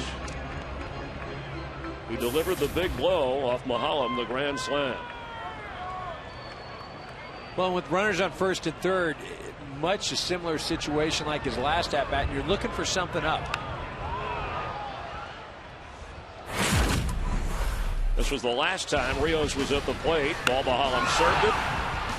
We were talking to Robin Ventura live in the dugout at the time. And fireworks at U.S. Cellular Field.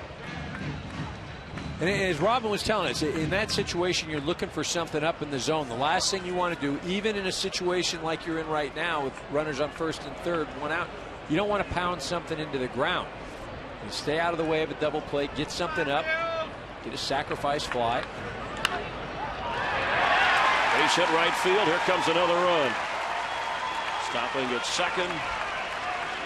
And now runners at first and second, and a 7-4 Chicago advantage. Oh, Rios doing a nice job using that hole on the right side with Freeman holding the runner on. Ugla shading towards second base for a double play situation. That's a second 0-2 hit he has today.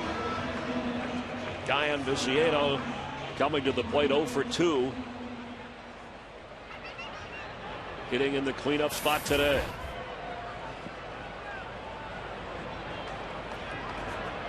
Bottom part of the order is what got Mahalam in trouble. And now it seems like the White Sox, it's catching at the plate.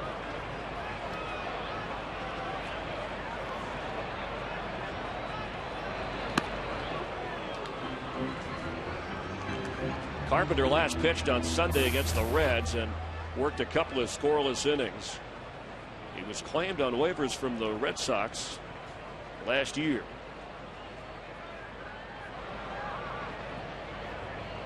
Having trouble in relief here in the fourth. Ahead of Viciedo 0-2.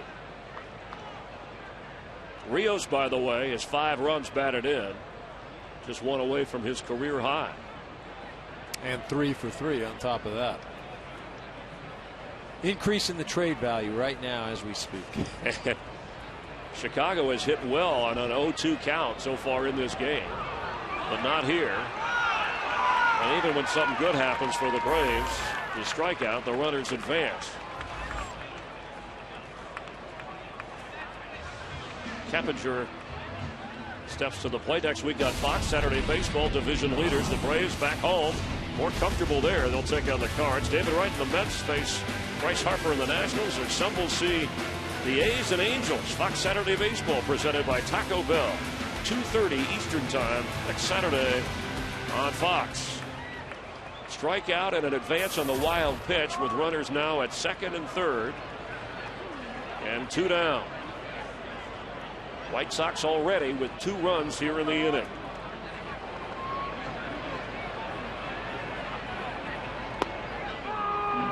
Carpenter with a strike on Jeff Keppinger. Well, he went to that slider right there. Again, you can see that the shadows are now in between the pitcher and home plate. Difficult to pick up the off speed. You see those shadows that Eric Karros was referring to moments ago. Hasn't bothered the White Sox hitters this inning. Toward right field. Keppinger with a base hit. Here comes another run. A 2-run, we'll call it a single out, try to stretch it. So the inning is over, but Keppinger gives the White Sox a 4-run inning and a 9-4 lead over the Braves.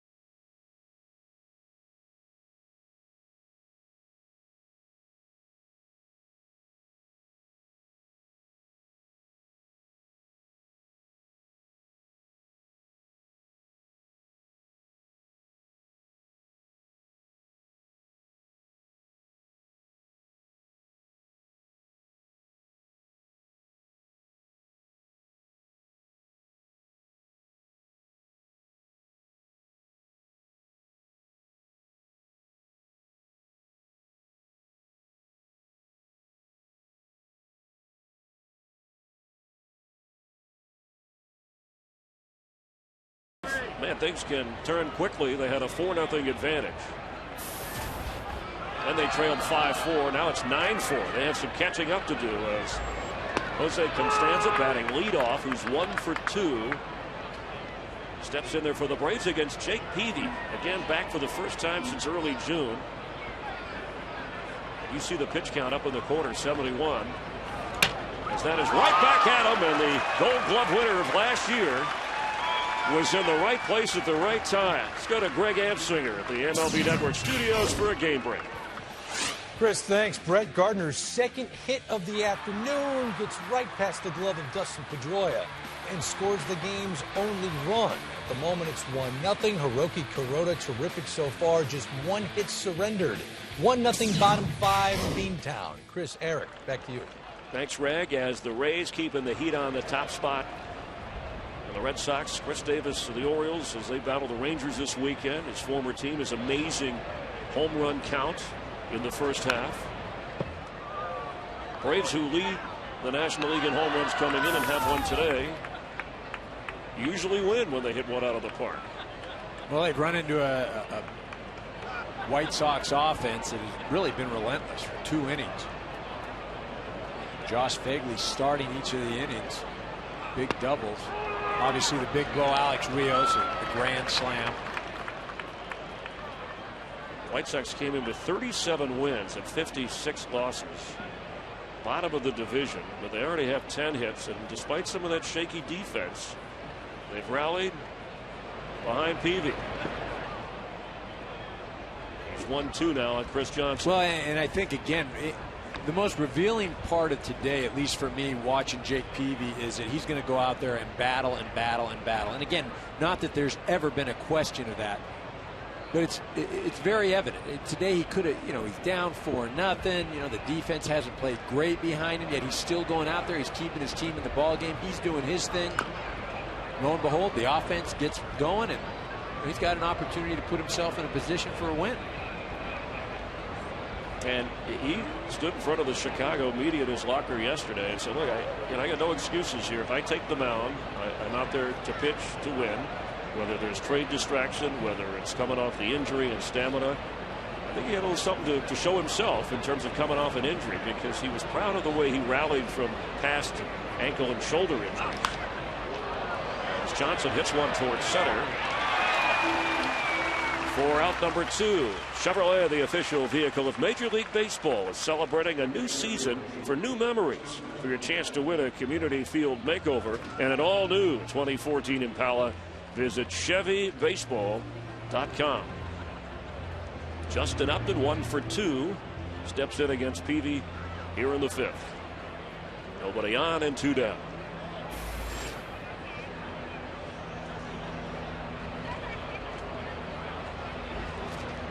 That first pitch strike has been key for Peavy today. He's been on it. Doesn't get one here.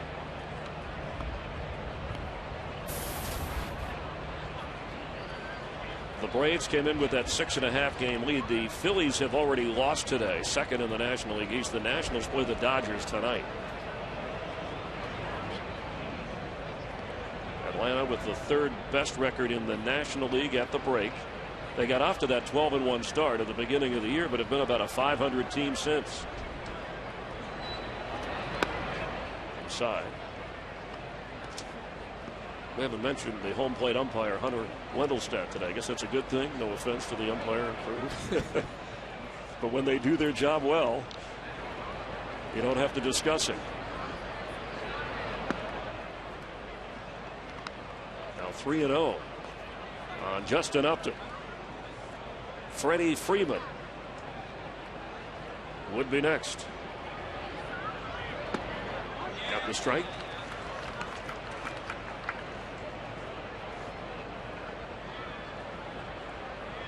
When you talk about the Braves having the 3rd best record in the National League at the break, and obviously leading the division, but I agree with Tim Hudson and Freddie Gonzalez. They are going to be better. They have the potential. That's trouble. And he's on the 3-1 pitch. Justin Upton with a base hit. And Freddie Freeman will get a chance with a runner on. When you ask Freddie Gonzalez, hey, in any situation, no matter what's the hitter you want up when you need a guy to deliver? And before you could finish the question, the answer was Freddie Freeman. Well, Freddie Freeman, just because he doesn't strike out as much as some of the other hitters in this lineup. You know, he's a young hitter. He uses all the fields. He's got power. You know, you look at his numbers with runners in scoring position. He's over 400. Had a sacrifice fly in the 3rd inning. Swings at the first pitch. Brian McCann due up next if Freeman can do something for the Braves.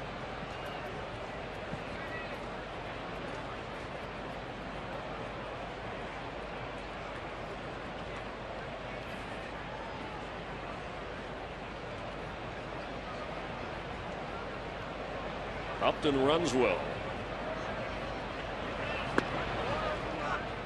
It's 1-1. Yeah, this is a situation though where Freeman just gets to hit. I mean, you can't be moving. You leave that right side of the infield open.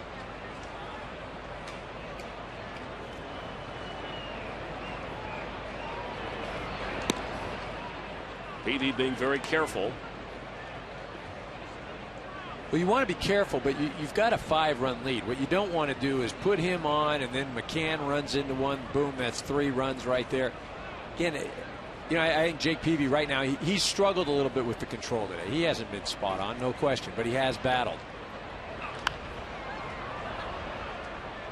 And now a 2-2 count on Freddie Freeman, the all-star of the Braves, who was replaced in the game by Brian McCann because of the thumb injury. They had to have him swing off a tee prior to yesterday's game, making sure the swing was not bothered by that left thumb.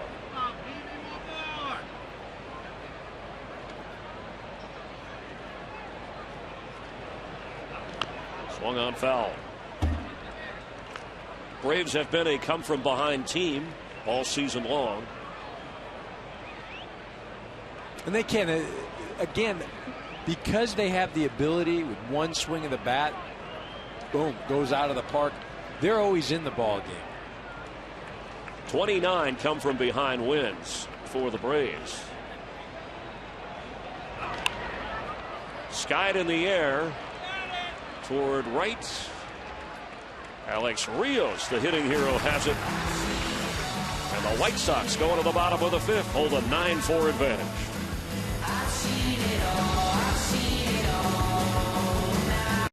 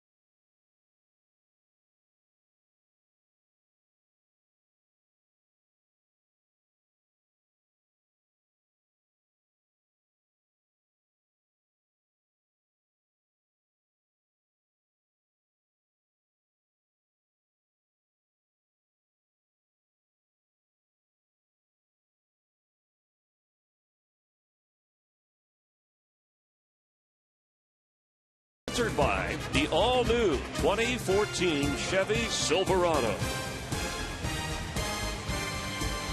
Jake Peavy, his first start since the first week of June, and coming out after the fifth inning, getting congratulatory handshakes in the dugout. And as well he should, because again, he got behind 4-0. The defense wasn't great behind him, although there aren't a lot of errors up on the board for the White Sox. Jake Peavy, though, went out and battled. He didn't get down. He continued to make pitches. And remember, this offense of the Atlanta Braves, third in the National League in runs scored. Peavy, if he wins the game, think about how long he was out, Eric, with the injury. He'll be the leading pitcher in terms of victories on the White Sox staff. His 7th win. If the White Sox can hold this up, Chris Sale has 6 wins. Of course, a lot of that has to do as there is a bouncer to Freeman at first, and Wells is out number 1. The lack of run support for some of the White Sox starters who had pitched so well.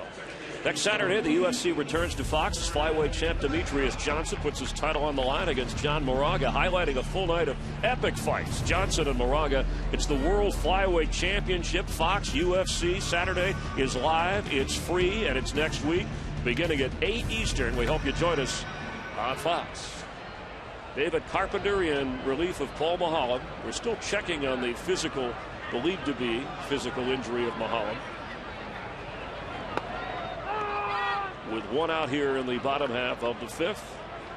And Gordon Beckham, Atlanta native, Westminster High School, went to the University of Georgia, selected as the All-SEC Player of the Year as a junior.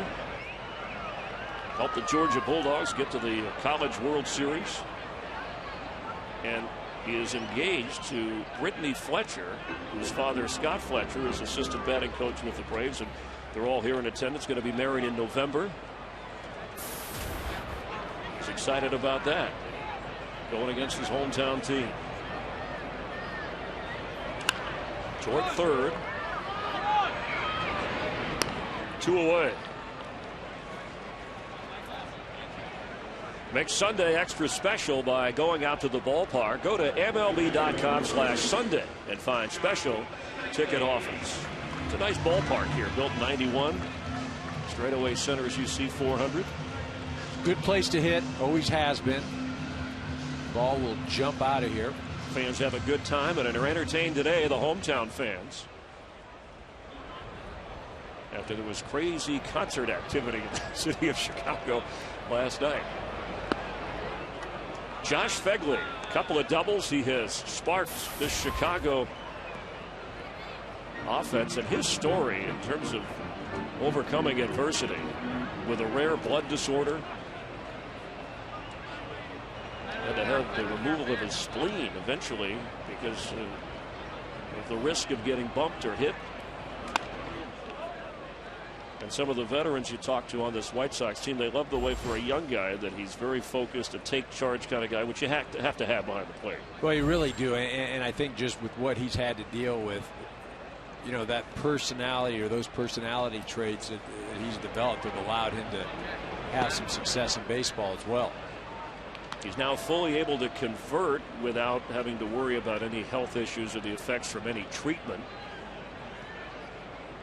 After the removal of his spleen, correcting some of the bleeding issues that might be induced or clotting by collisions or being bumped into.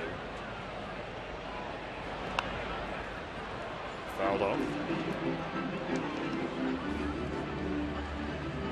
General Manager Rick Hahn said it was nice to see from a personal standpoint a player who had to fight through some difficult things to achieve what he has at this level. And Josh Fegley, you heard Robin Ventura when we asked him has he won the job. He talked about Tyler Flowers, who also has some Georgia ties, getting some time, but Fegley has settled in nicely. And the White Sox have something here to build around. You talked about A.J. Przinsky last year, what he did for this team and what he was missing. Yeah, you know, and I don't know if A.J. being here would make that much of a difference, you know, in the win-loss column, but you're taking away a guy that hit close to 30 home runs last year, obviously a strong personality in the clubhouse. But with the things that the White Sox have had to deal with this year, you know, is that 5 or 6 games in the standings? Absolutely not. 2 down, nobody on. White Sox with a 9-4 advantage on the 2-2 pitch. Count is full for Josh Fegley facing Carpenter. White Sox missing captain Paul Konerko, who's done his rehab stint. Here's another one eager that even at age 37 wants to get back on the field. There's talk that maybe this is his last year. Is he somebody a team would trade for? Swung on and got him on the foul tip. We are through 5. Dan Uggla will be coming up. He already has a 2-run homer. Can he rally the Braves in Chicago?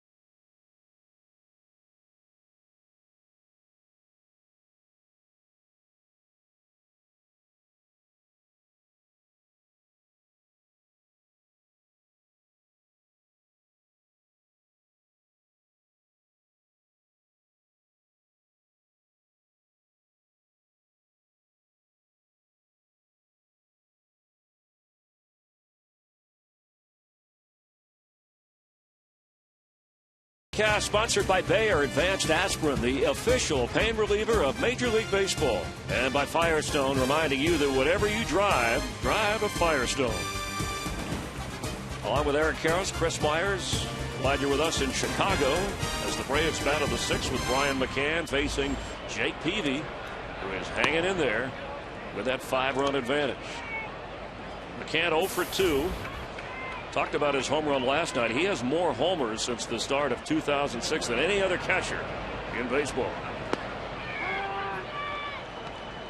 And a 1-1 count. An 85-mile-per-hour pitch. At 90 pitches is Jake Peavy. That's low. Evan Gattis and then Dan Uggla due up in the inning as in the bullpen Matt Lindstrom warming up, likely to come in when Peavy steps aside. Foul ball. Well, and really, since the shadows have crept in, we haven't had a lot of hard hit balls. You know, they really started to take effect at the bottom of the fourth, the top of the fifth.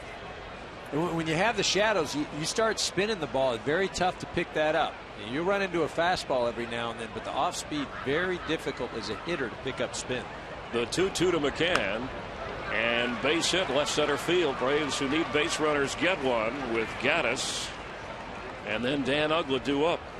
We've already seen this shift a little bit as we walk him up to our broadcast booth. I think Jake Peavy's an interesting story here for a last place team. If he gets traded, who's watching closely?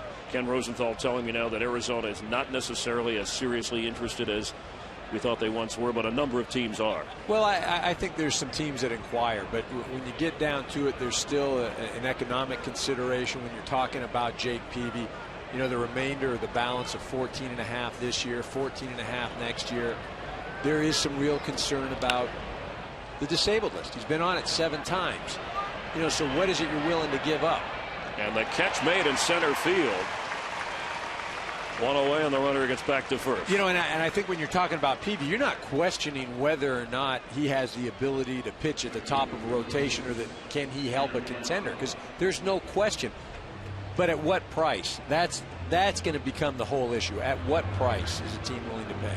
And Eric, with Chris Sale as an ace, and he's probably, you know, if the White Sox are sellers, Sale is the one guy who's probably the untouchable. I mean, you think about him, but Peavy's a guy, if you're the White Sox and you want to go forward, I mean, why not hold on to him? Well, and that's the thing. It doesn't make sense. If you're the White Sox, it doesn't make sense if you're not going to get some young minor league talent, or if somebody isn't going to eat up the economics of that contract. If you're eating the economics up and you're getting an A-ball pitcher, I mean, you know what? It's just like you said.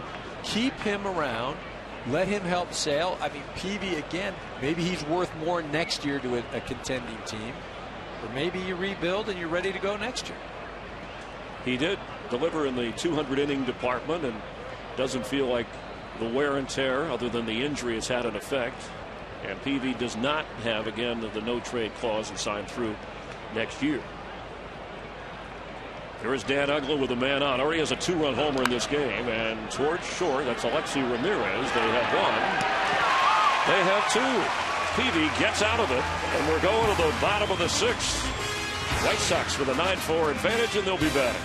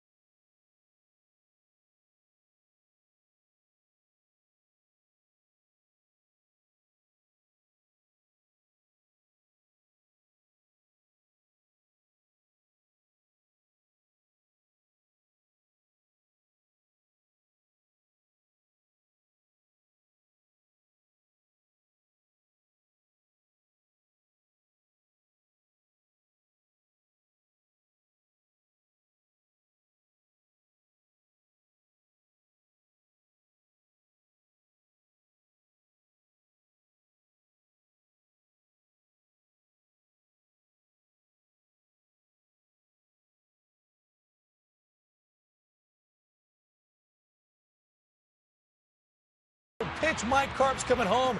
Chris Stewart, the catcher, regroups quickly, gets it to Kuroda to end the threat. 1-0 Yankees, top 6. Joe Girardi applauding the effort. Let's go to Cincinnati after a rain delay. Brandon Phillips at the plate, doing what he does best, driving in runs. He has 78 RBIs. Joey Votto got the scoring started by driving his 500th career RBI. It's 4-1 Reds, top 2. Chris, Eric, back to you in Chicago. Thank you, Greg. And there's Jake Peavy with a 9-4 advantage. And the White Sox over the division-leading Braves as Brent Morel bats. You know, the Braves, we were talking a little bit, and they didn't want to get too far down the road for a division leader.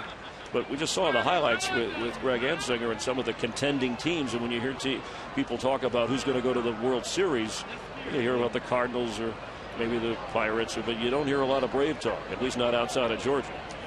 Well, look, the Braves are a nice team. They're a very good team. They're not an exciting team. They're not a flashy team. The thing is, they go out and win, and they are well put together. They've got a great bullpen, and really with the way the offense is constructed, with the ability to swing the bat, hit home runs, I would argue that's almost better suited in the postseason, because very rarely are you going to run into a team where you can put 3, 4, 5 hits together. But when you've got 6 or 7 guys in the lineup that can put the ball in the seats with one swing, it gives your offense a chance. 1-2 to Morel for Carpenter.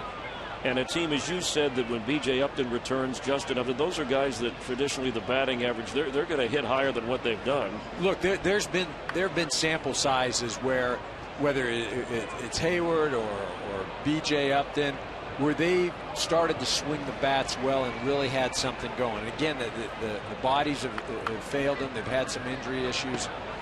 But you just can't believe that they're going to struggle as they have up to this point. Morel 1 for 1 with a walk. He has an RBI, scored a couple of runs. Jason Hayward will be, at least according to Freddie Gonzalez, back in the lineup tomorrow as Morel hits this ball into the shadows where Hayward would usually be playing for the out. Here is today's Fox Sports 1 game summary presented by Fox Sports 1, America's new sports network, coming this August. Well, you see what's going on today. Really, the story for me, the home run by Rios, the grand slam, but Jake Peavy and what he's been able to do. He's shown a lot. He's gone against an Atlanta offense that, as I mentioned earlier, 3rd in the National League in runs scored. Hadn't had the great defense behind him. He's been able to navigate his way through the lineup, kept his team in the ball game, and lo and behold, the White Sox put a 9 spot up on the board. And base hit Alejandro Diaz, his 3rd hit of the game.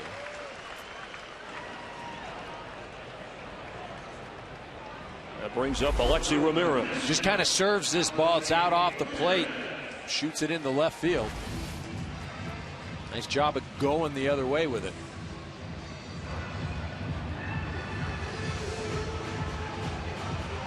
Ramirez with an RBI single in the 3rd. He scored a run. Alex Rios follows him. And Rios has had quite a day after going to the bench in Friday night's game.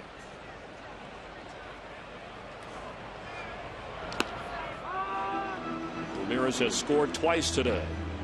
9 runs for the White Sox. That's an offensive explosion for this team this year. Oh, it really is. And you look at what they've done this year. They've really struggled offensively. And, for a number of reasons. Guys haven't had the same types of years. There have been injuries. Canerco's been down.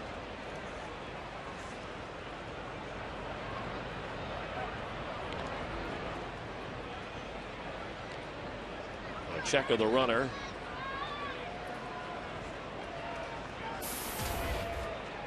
Braves want to keep this where it is so they can try and add to their comeback story of this season. Robin Ventura, whose contract runs through next year, turned away an extension, but says, hey, I want to stay in Chicago. I'll worry about the contract at the end of next year. Towards center and trouble. And what a play! Back to first. It gets away, or they would have had a double play. Oh, he's safe. Dan Uggla twisting and turning to make the catch. I think right there's two schools of thought. I mean, Dan Uggla makes a great catch, but you know, you can stand up and make the throw. You don't just flip it like that. And then on the other side, you know, Freddie Freeman may try to go catch it and come back, but for me, Uggla makes the great play, but then, you know, a little too sweet out there. Could have got up and made a better throw. Diaz gets back to first with 2 out now. And Alex Rios, the grand slam. He's 3 for 3, has driven in 5. Toward left center, and caught for out number 3. Gave us a thrill for a moment. We're going to the 7th. White Sox leading the Braves.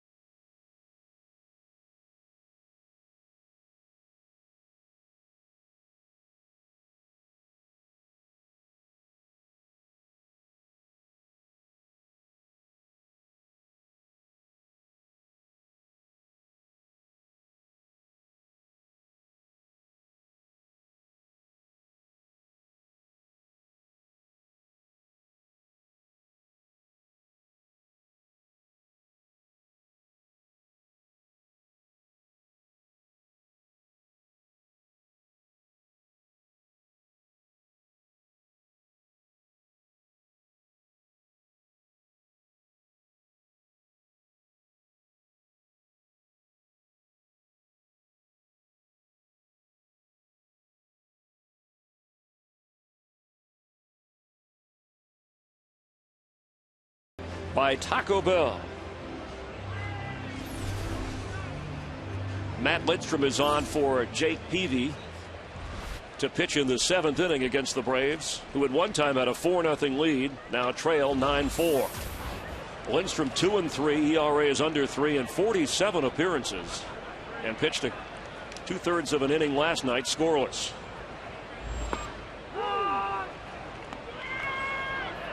Andrelton Simmons 0 for 2 today.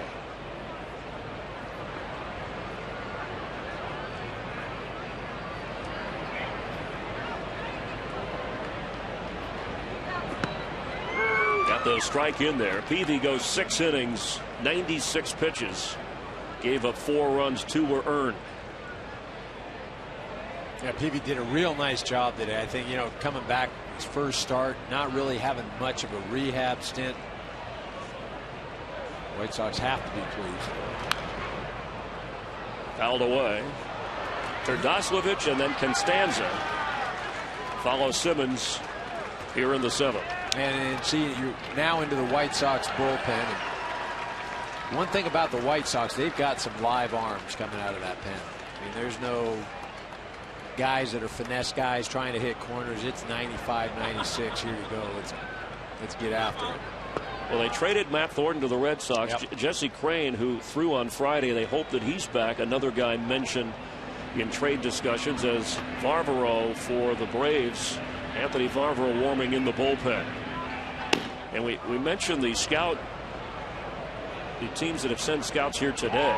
The Blue Jays, the Red Sox, as he skies this towards center field for out number 1. Also the Mariners, Yankees, Orioles, and Diamondbacks. Time for the Just for Men mustache and beard play like a champ profile. And Alex Rios, Robin Ventura having to send a simple message: you run everything out, you play hard every night. On Friday night, took him out, put him back in the starting lineup tonight, and he's done all right. He's had a nice day today. Grand slam and a couple other base hits. I gotta get back. I gotta ask you a question. You're talking about all those scouts there. You mentioned somebody from the Mariners. Why? What are the Mariners scouting for? Well, maybe for a Kendrys Morales deal. Oh, okay. I don't know who might be interested in him, but he can help you from either side. Well, no, of I just wondered if you're walking. There's Jim Hendry, the former general manager of the Cubs, now with the Yankees. Hello, Jim.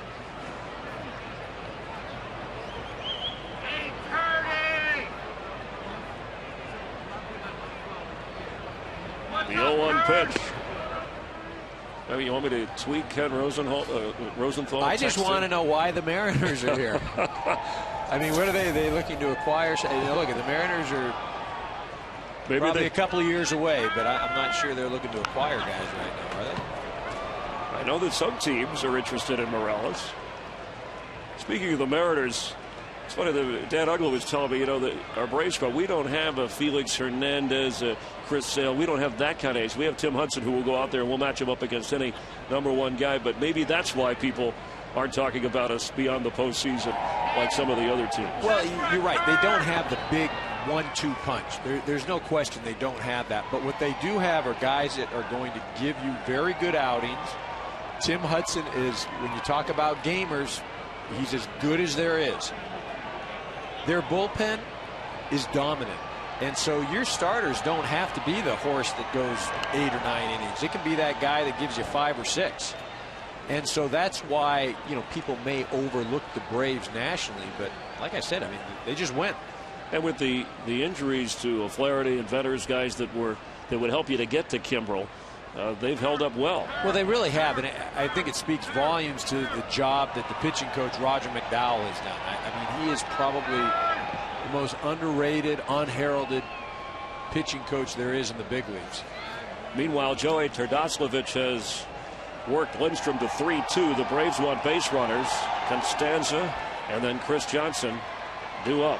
There's Roger right there. Reliever in his playing days. You can spot these guys still.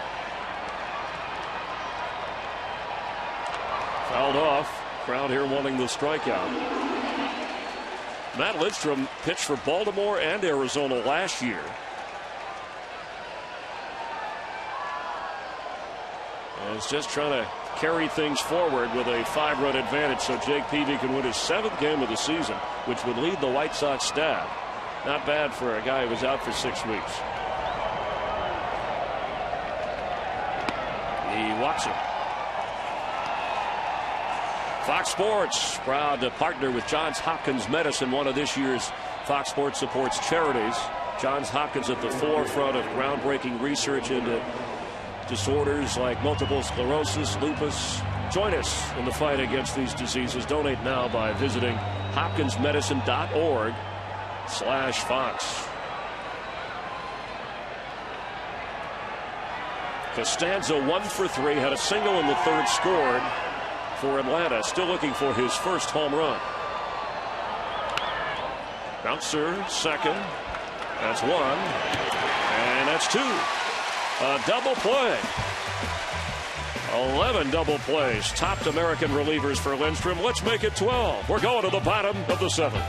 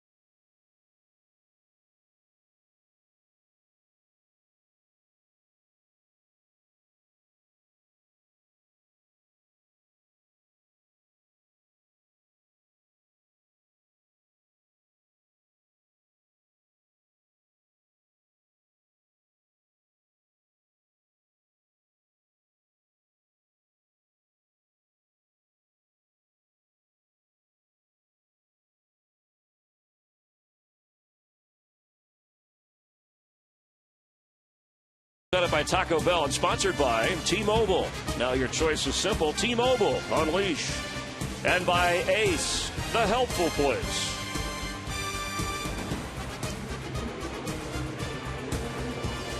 From Comiskey to U.S. Cellular as the White Sox with an advantage. 9-4 over the Braves, and Anthony Bavaro, the third Atlanta pitcher. His 41st appearance, a 3-1 record. Last outing on Sunday, got hit for 3 earned runs against the Reds, and it had ended a streak of 9 scoreless innings prior to that, as he faces Dayan Viciedo.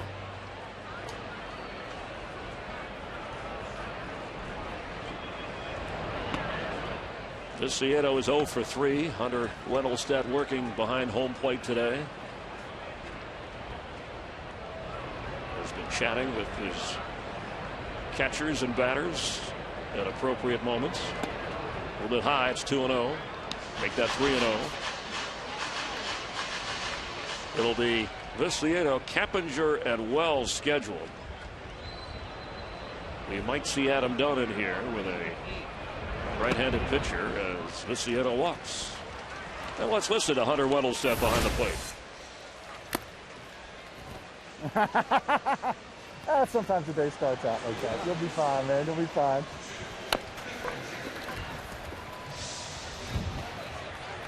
You do realize when you signed up to be a catcher, you'll never get a hit like that. It's the catcher's rules. It was pretty close, man. You got to swing at that. You got to swing at that one. I'm swinging at everything. No, but no, that one you have to swing at. And there are sounds of the game from behind home plate. We thank Hunter Wendelstedt and Josh Fegley, who has swung at a number of things, a couple of doubles in the game, and has helped the White Sox out to the 9-4 advantage here in front of the home folks. There's our crew for today. Jerry Lane, the crew chief. Doing a nice job today. Hunter, the son of the great umpire Harry Wendelstedt. Keppinger fouls it off. Keppinger 1 for 3, had a 2-run single in the 4th. He walked in the 3rd. It was the 3rd inning when the White Sox with the Rios grand slam got 5, took the lead, and they added 4 in the 4th.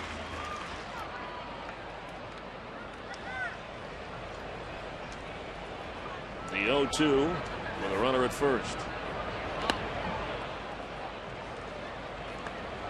By the way, this is a Jeff Gowan production directed by Brian Lilly. We appreciate all the production and technical people on our Fox baseball crew for helping us bring you this telecast. You just never know going into a game, Eric. You think the Braves first place, White Sox aren't scoring. Jake Peavy, his first start in more than a month. Well, if you would have asked me 4-0 ball game, Braves are ahead of the White Sox going into the bottom of the 3rd. You know, that thing looked over. The White Sox battling back, and I know it was early in the game, but it just didn't look like Jake Peavy was going to be able to survive some of the defensive miscues. You know, the White Sox haven't just been able to be consistent offensively, but boy, oh boy, Robin Ventura put on that headset in the 3rd inning with us, and all heck broke loose. And not a good inning for Paul Maholm and the Braves. Fouled away. Casper Wells, the designated hitter today.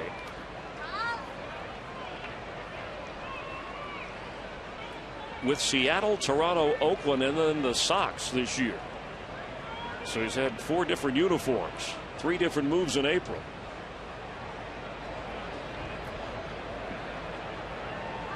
Well, he's in there trying to help Chicago get more in the bottom half of the 7th. Gordon Beckham is due up next.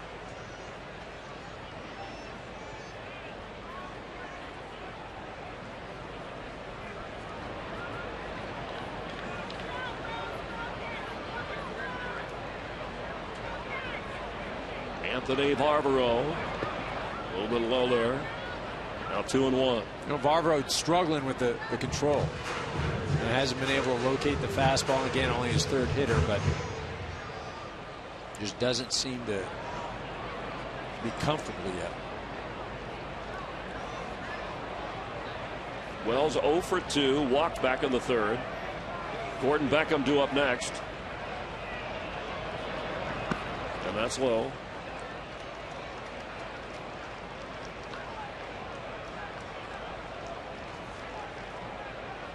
Paul Maholm left with a sprained left wrist. At the time, it was a 6-4 Chicago advantage, and he was at 70 pitches. It was Carpenter and then Barbaro who gets the strike, and that's where we are. 3-2 pitch, runner at first and 1 out. The Braves, who have been a come-from-behind team that's helped them to that top spot in the National League East, are going to have to do that today here in Chicago against the White Sox bullpen if they can keep the White Sox hitters at bay. Again, ever since we had these shadows, and I know it was a 9-4 ball game, after that 4th inning, we've yet to see a run. Been 3 shutout innings. We're working on our 3rd right now. Just after 3 o'clock local time, Central Time here in Chicago, starting this game. The 3-2 is ball 4. 2 on for Beckham. Get ready, fans, for Fox Sports 1, America's new 24-hour sports network. Fox Sports 1 will be your home for great live sports. All the news and highlights you want. There'll be shows and specials that only Fox can bring you. America's new sports network is Fox Sports 1, coming August 17th.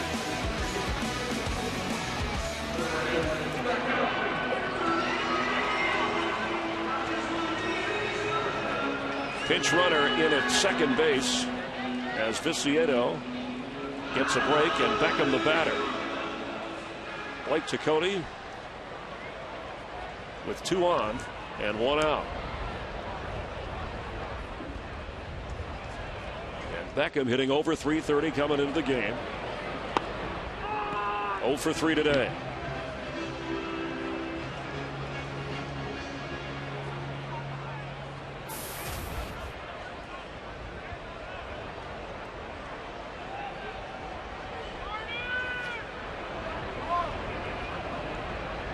The 0-1 pitch from Barbaro. Swung on toward right field. Justin Upton makes the catch. Runners hold, 2 down. And Josh Fegley, one of the hitting stars today. And it has to be difficult for a young catcher called up from AAA and handle a pitching staff as well as worry about your numbers at the plate. Well, again, the offense is just the bonus, but as Robin Ventura was telling us, he was hitting well down in the minor leagues, and he really started both innings. I mean, he led off the 3rd inning and the 4th inning with doubles. Got the White Sox going, and they ended up scoring 5 and 4 runs respectively. And a chance to get an RBI here.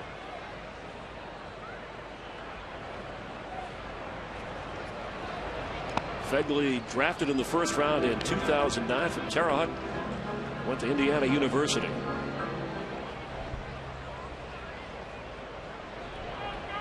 And when he came up and hit 3 homers in his first 5 games, he was hitting them off pretty good pitching. David Price of the Rays, Tigers pitching staff.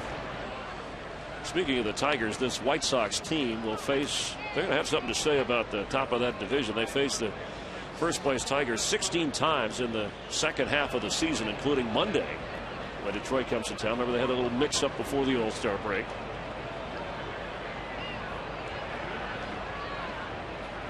The 2-0 in there for a strike. Chris Sale and Max Scherzer scheduled to pitch Monday here. Tigers and White Sox. Yeah, it's not a fun one if you're a hitter. There's no question about that. You're not looking forward to that one. Try and get out of there with a 0 for 3 and a sacrifice flyer. Sale, the winning pitcher in the All-Star game for the American League, working 2 perfect innings, and many thought that if it wasn't for Mariano Rivera's magical moment in New York, that Sale might have got the most valuable player award. Yeah, he really was dynamite. You know, both of those guys, Sale and Scherzer, uncomfortable at bats. You know, a lot of moving parts, a lot of movement on the ball. Just not somebody you want to dig in against. So Adam Dunn in the dugout looking on. Or 2-2. Foul ball. Adam Dunn, the home run and RBI leader for the White Sox, was working Robin Ventura before the game of the clubhouse to get in the lineup. Yeah, he was really lobbying. He kept walking by, telling Robin that, hey, he heard Keppinger's hamstring was a little tight. Seeing the bullpen, Troncoso and Vio. There's Adam Dunn. He's got a bat. Oh, yeah, he's ready. Well, you should always have a bat. Guy can do some damage. There's one thing about the White Sox batting average as a team was getting better each month of this season. Started out shaky in April and May. There's a base hit toward left field. Here comes Takano. The throw not in time, and the White Sox make it a 10-4 game. What a game for Josh Phegley.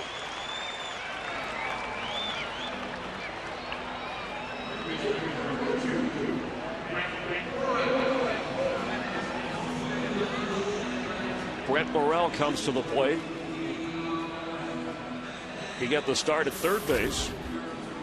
A single, a walk, an RBI as a couple of runs scored. When you looked at this White Sox lineup at the start of the day, which was heavily right-handed versus Mulholland, who left with that injury, I think there was some hesitation about what kind of run production you'd get.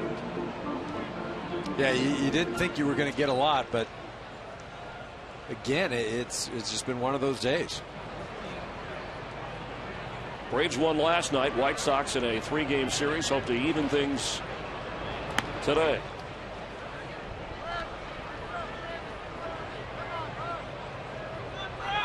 And for the Braves and that lead in the East, the Phillies, who moved into the second place spot, 6.5, they lost today. The Nationals, the favorites in that division at the start of the year, lost to the Dodgers last night and play the Dodgers later this evening.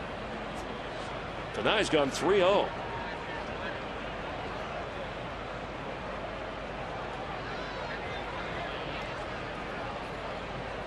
One more would load him up. That's a strike.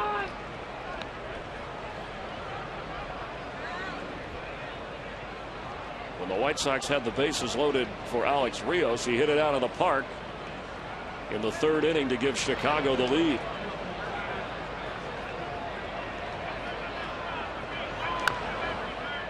Fouled away. It'll be a full count. 10 runs for the White Sox, matches their high this year at home. And against a pretty good Brave staff from start to finish. They saw Craig Kimbrell last night. Won't see him today unless the Braves can rally. 2 on, 2 out. The 3-2. Got him. A called strike 3 to end the inning. White Sox have a 10-4 advantage.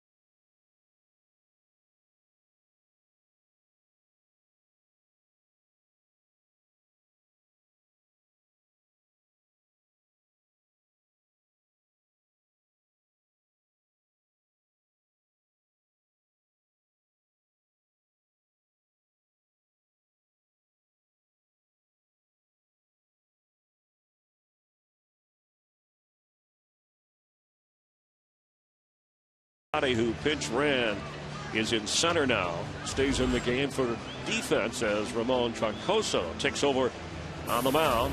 Third White Sox pitcher following Peavy and Lindstrom. His 15th appearance, a 1-2 record since he was called up from Charlotte on June 6th. And the Braves, if they're going to keep that come from behind theme going here in the 8th, need base runners. Chris Johnson, one of their better hitters, 332, 0 for 3 today, leading it off. Well, and remember, come from behind can mean being down 1-0 in the first. It usually doesn't mean being down 10-4. Thank you for rooting a stat, trying to keep things interesting. That's all right. You're here. I'm trying to run away viewers right now. You're here to clarify. You're an analyst, so you analyze. That's how it works. But a couple of interesting storylines in the bigger picture, as you've talked about Jake Peavy, and certainly this Braves team that has some work to do for as good as first place has been for them. Part of that National League East is the way that the Nationals and Phillies have not played up to expectations. Well, they haven't played up to expectations, but remember, going into the All-Star break, the Braves did have the 3rd best record in the National League, so they have played well. I think anybody looking at that ball club will say that they still can play even better. And again, that's because there's some guys that haven't played up to expectations. They've had some injuries. But Freddie Gonzalez definitely believes that they have room to improve. And you look at those standings right there. I mean, that's an 8-game and 7-game lead in the loss column. And that's a lot to overcome. The 2-1 pitch here to Johnson. Back up the middle, and he's on with a base hit. And the Braves will have a relatively favorable schedule as much as we look at these things, especially in terms of travel, Eric, because they don't go further west than St. Louis. In the second half, they'll have home games where they have been spectacular at home. Well, and that's the thing. Their pitching has been better at home, the hitting, all of those sorts of things. And as you mentioned, they are in first place, overcoming the injuries. The travel schedule has been very demanding, out to the West Coast 3 different times. That wears on you. Justin Upton, who has a couple of hits, to the plate with Johnson at first. In there for a strike. Freddie Freeman followed by Brian McCann. So the Braves are getting the bats they need here to try and cut into that sizable 6-run White Sox lead. And if you're the Braves, you're just trying to get down to first base. Each hitter just try to get down to first base. Nice ball. Braves hope to have Jason Hayward in the lineup tomorrow. And B.J. Upton still on the disabled list, but from what Freddie Gonzalez said, nothing long-term, nothing serious.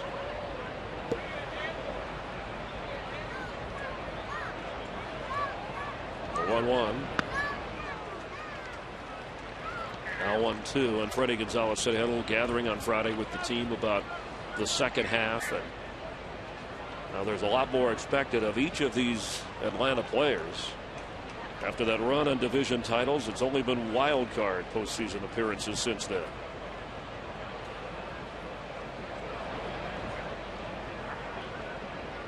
Well, 1-2 to Justin Upton. And now 2-2. Well, when you're ahead in a game like this, 10-4, you're out there pitching. You want to keep your defense involved. You want to pound the strike zone. I understand Troncoso. It's he's trying to work on some things, but when you're going ball 1, strike 1, ball 2, strike, put your defense on their heels. That gets away, but not far enough. Well, excuse me, and when you're sitting out there defensively, you're saying, look, we got a 10-4 game, just throw the ball over the plate, let us help you out.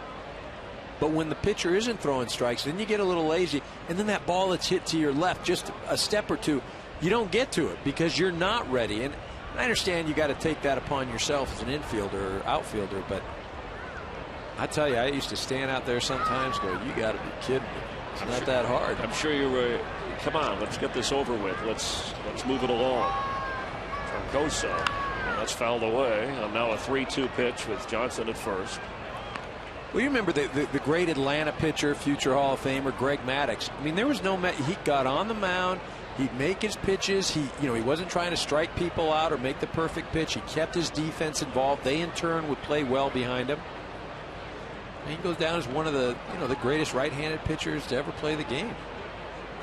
Justin Upton with power, 16 home runs this year. And snare at second base by Beckham. Not enough for a double play, but they get the out.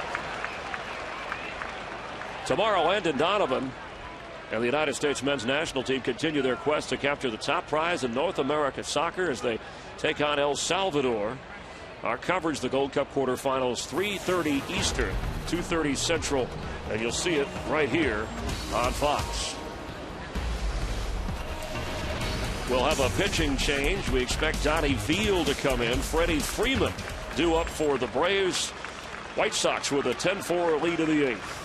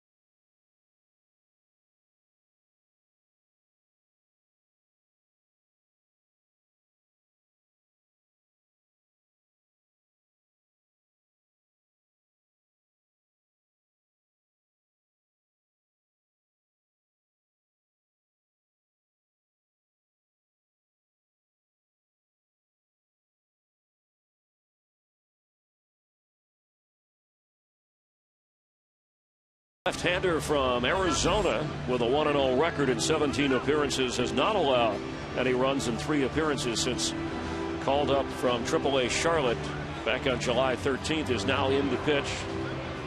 Troncoso, reason to get him out of there for Robin Ventura. 11 walks in less than 16 innings. And the White Sox don't want base runners with Atlanta's power.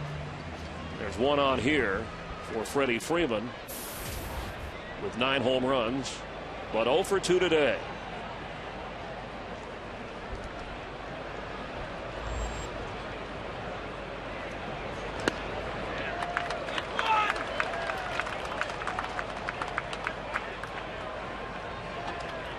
We're talking about some of the injuries to the Braves outfielder Jordan Schaefer.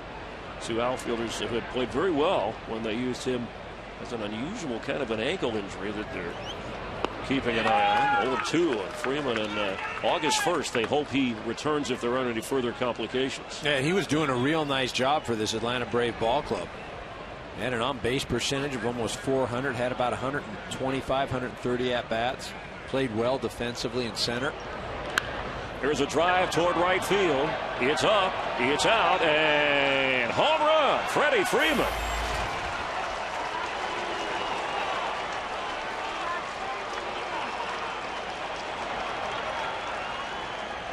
Tenth home run of the year. Second Brave home run today. Yeah, the worst part about that for the White Sox, that's on an 0-2 pitch, and Beal had thrown 2 nice pitches, kept them off balance.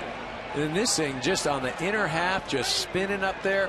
When you got a guy in 0-2, you want to run him off the plate with something hard, a fastball, but If you're going to throw something off speed, you got to get that sucker down.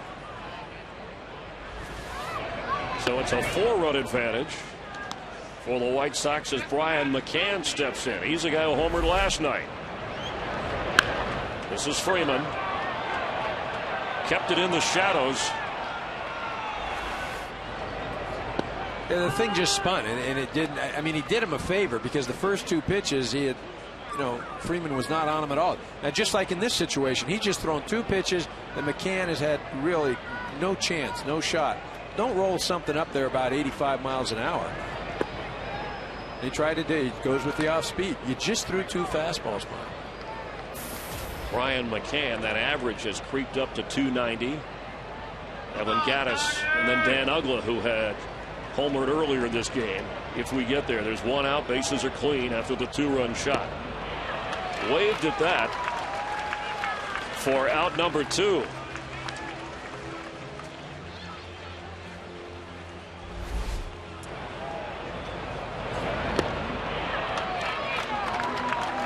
I think Veal thought maybe there were 3 outs. He's just walking around. He plays it off nicely, turns around, and comes back to the mound. Positive projecting. There you go. Right. Thinking that Evan Gattis, who has a double and scored a run here, also capable of hitting 1 out, the 26-year-old rookie.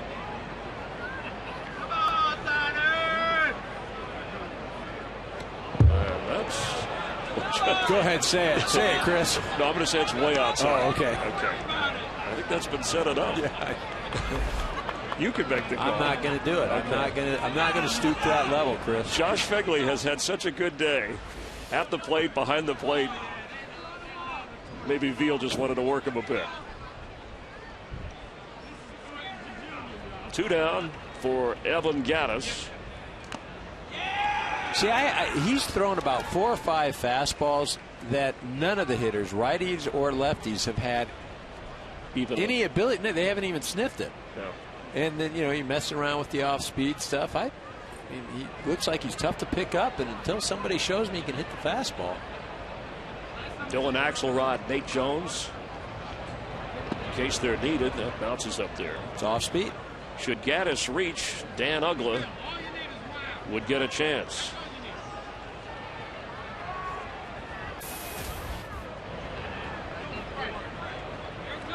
That's an interesting stat right there. That's great. 31-2. 2+ home runs this year. That may take a hit once the Braves get a few more. The White Sox with their best scoring output at home this year, and they do it against one of the better teams, better pitching teams in all of baseball. Kind of a quirky interleague matchup. These 2 teams don't see each other very often.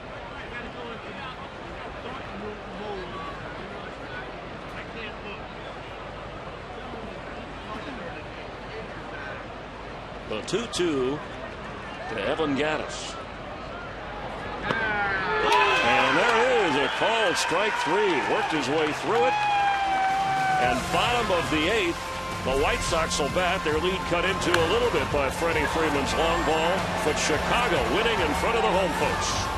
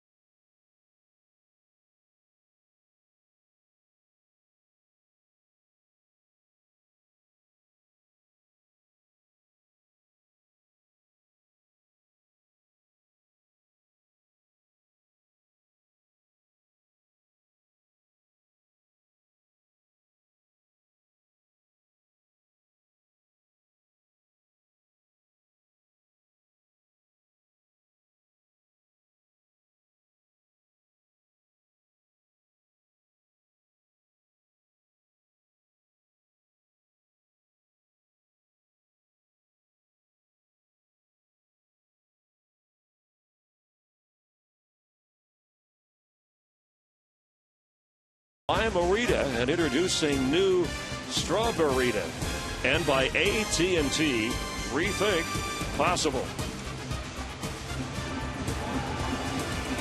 A 10-6 White Sox lead. It didn't look good early for the home team, but Chicago rallied from 4-0, and now Luis Ayala on the mound for Atlanta. Maholm, left with an injury. And Ayala comes in for Varvaro, who came in for David Carpenter. Alejandro Diaz, who has 3 hits, all singles, ready to hit for the White Sox. Then Alexi Ramirez, and the interesting story and turn of events for Alex Rios, who hits 3rd in the inning.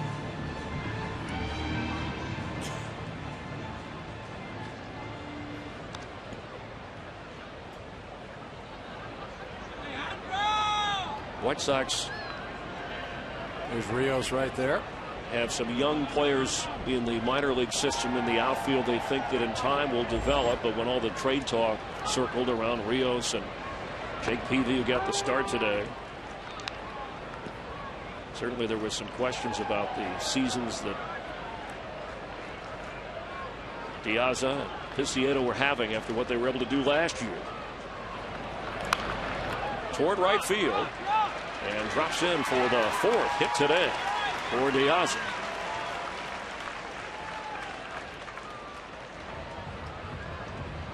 Well, doesn't hit it hard, but serves it out there nicely to right center. And Ramirez up against Ayala, who at age 35 from Mexico, he missed more than 50 games this year with what they called an anxiety disorder, came off the disabled list after the 4th of July. So for Ayala, his 5th appearance.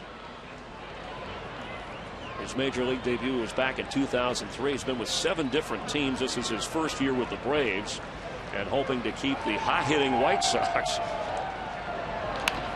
on hold. Got a glove on it. The throw got him at first. Runner advances to second. Well, really a nice job by Ayala recovering and setting himself and making a good strong throw. It's off the mound, and Ramirez hustling the whole way through. Does a nice job, squares up, boom. Gets him easily by a step. And Alex Rios, who had the grand slam in the 3rd, 3 hits, now up at the plate. Now, you heard Robin Ventura tell us earlier, if you were with us, that because he didn't run out the ground ball last night, he sent Rios to the bench. Ventura said, hey, that's a no-brainer. They're asked to run it out hard every time. And CSN Chicago got a quote from Rios, said, "I'm cool with him. He has to do what he has to do. The situation could have been handled a little better. If he wants to send a message to myself, it would have gone through better if he put me in his office and talked to me personally." As Rios hits this ball toward right field and foul. He said if he wants to make a statement for the team, it probably worked, but I don't know what his intentions were. That's what Rios' quote was about the benching last night. Well, obviously not happy about it. And, look, if the thing is, he did something that was wrong. Now, if he's done it before and hasn't been called out, maybe that's where he's wondering, okay, well, why was I taken out of the game in this situation? But the reality is, look, you hit the ball to short, you're frustrated, you still got to go out there and give a good effort, run down to first. And I understand what Robin's trying to do. And from a player's perspective, obviously he was embarrassed. Rios goes down swinging, and time for the Burger King plays of the game, brought to you by Burger King, where taste is king. And Rios delivered to turn the game upside down after Chicago trailed 4-0. And Jake Peavy, first start since the first week of June, stands to get the win and showed off his Gold Glove skills as Chicago has a 10-6 advantage here in the bottom of the 8th. How about a message for the team from that? I thought Robin Ventura handled it as quietly as you could. He didn't make a scene. He just let the guy go to the outfield. And he said he wanted to look at the play and make sure that Rios, that it wasn't something that he stumbled out of the box. And we historically have seen things. I mean, we remember when Bobby Cox was the manager of the Atlanta Braves, he pulled Andrew Jones out from center field after it looked like he dogged a play in center and just pulled him right out. And look, you said it perfectly. Robin Ventura handled it as well as he could possibly have handled it. And remember, players make the decisions for the managers, whether you're in the lineup or out of the lineup by the way you play. Whether you're hustling or not hustling, that will determine what the manager does. The manager just doesn't do things just for the heck of it. And he said the trade talk around Rios had nothing to do with it in his mind. Rios, one of those players that the Pirates and Rangers were expressing some interest in. As Takati takes outside for a 3-1 count. For Diaza, his 6th career 4-hit game, equaling a career high, and he's standing out at second. First time this season that Diaza has had a 4-hit game. Tells you something about the kind of season it's been for Chicago so far.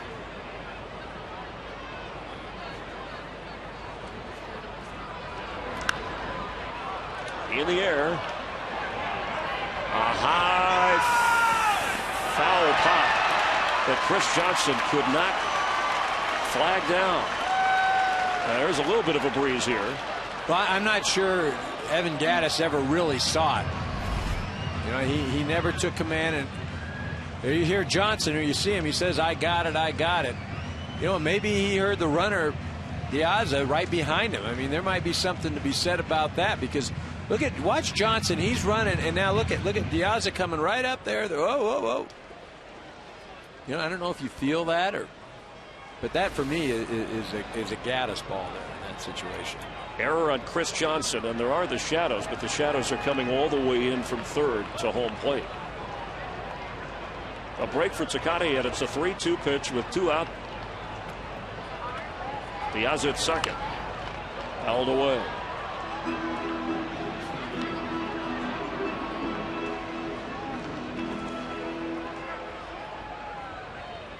White Sox could close it out with Addison Reed if necessary. 3 different pitchers used so far for Chicago. 4th different pitcher for Atlanta.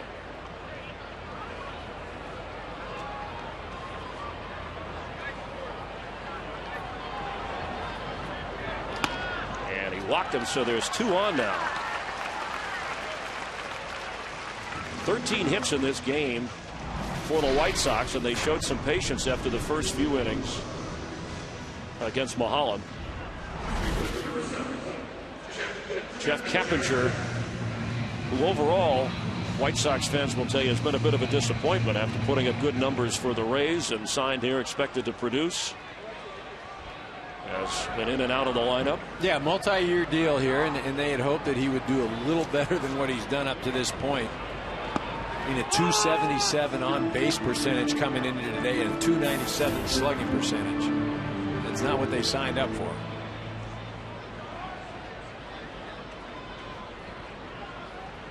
One for 4 today. He's driven in a couple of runs.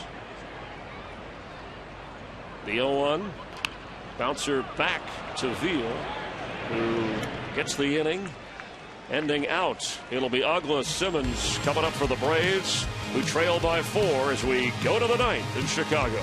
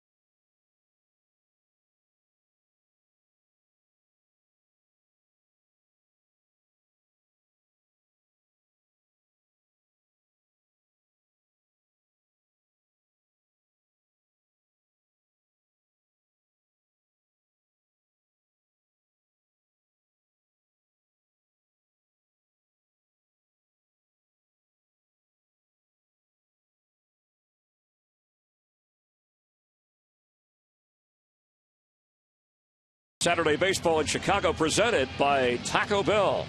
That's the story.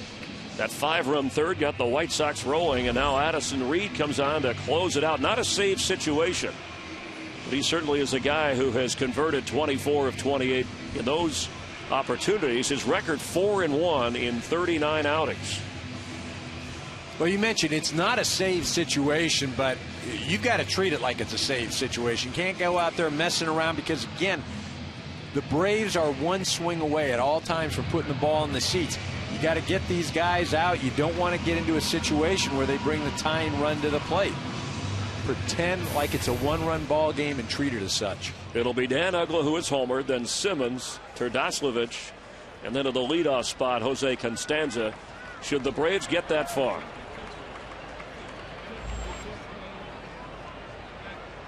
Atlanta won last night, back after the All-Star break. White Sox have the upper hand today.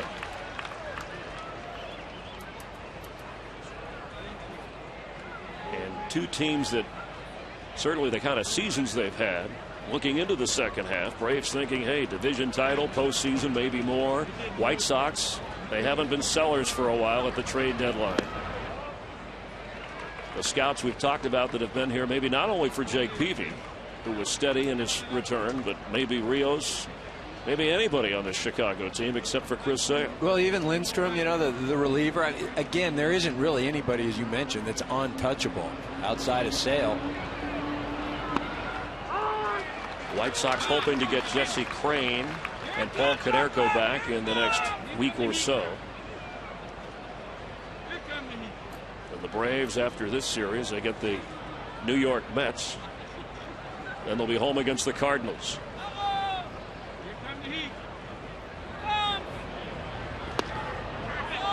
Close, but 2-2 to Dan Uggla, who's 1 for 3. Hey, if you're pitching right now and you don't get that pitch, you got to say, wow, where do I have to throw it? An excellent pitch right there by Reed. I mean, that's not even a close one. That's a strike. Reed last pitch Saturday, saving a win over the Phillies. Swung on and missed.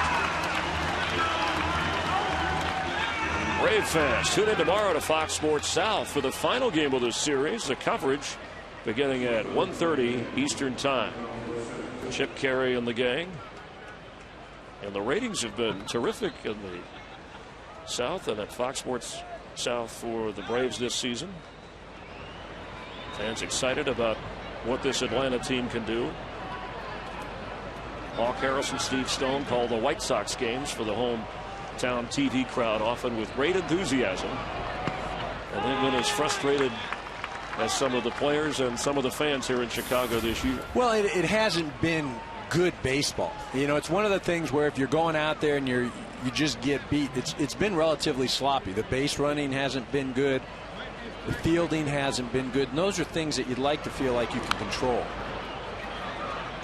Simmons, who has hit leadoff much of the year for Atlanta. Now Brave fans are on Freddie Gonzalez about, hey, try somebody different in the leadoff spot.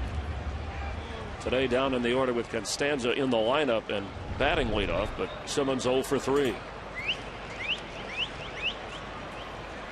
And a different looking lineup with those injuries we've discussed for the Braves. The 0-2. He held it.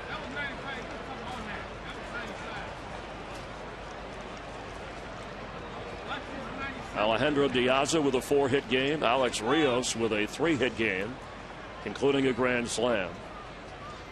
Jake Peavy giving the Sox 6 solid innings, 2 unearned runs of his 4 that were given up when he was in there.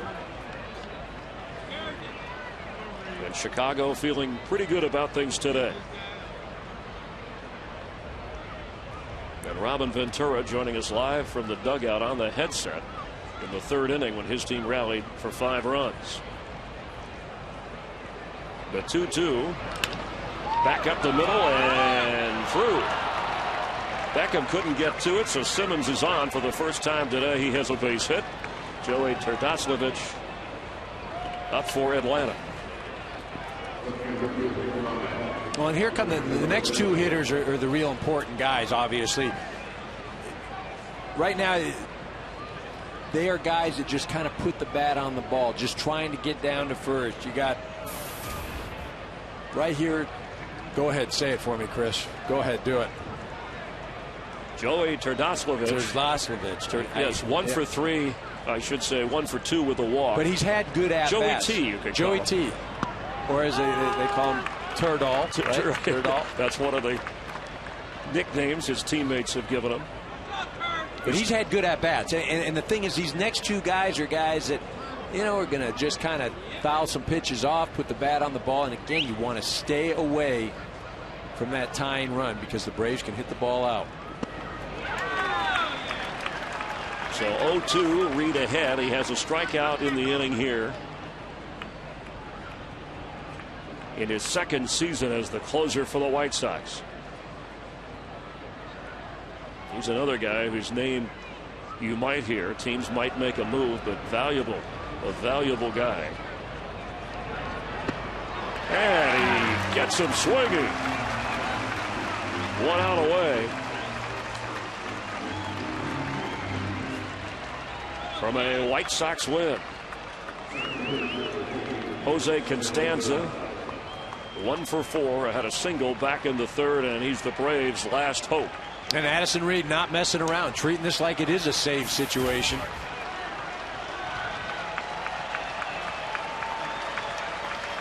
Something to cheer about at U.S. Cellular Field for White Sox fans. And there's a strike. Our producer today, Jeff Gowan, director Brian Lilly, associate director Eric Billigmeyer, associate producer Andy Cavanaugh, technical producer Craig Marlowe, and our technical director Simon Benazar. The pregame show produced by Marty Montalto and directed by Mike Martin. Well, thanks to Rick Odioso and the guys up in the booth helping us out with some of the interesting stats in a game that started out all Braves, flipped in a hurry. But at the moment, it leads to the second place Phillies. The Braves aren't going to lose any ground in the National League East. And Jake Peavy, whether he's back for the White Sox or for some other team that makes a deal, it's a feel-good story for a former Cy Young Award winner who was supported by his offense and his bullpen today.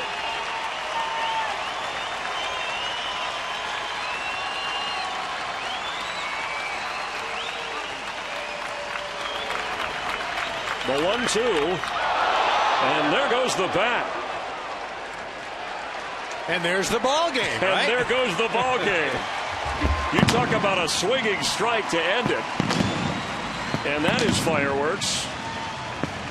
Addison Reed closes it out, and the White Sox win 10-6. For Eric Karros, I'm Chris Myers. Thanks for being with us for Fox Saturday Baseball. Let's go to the MLB Network studios for post-game coverage at Dan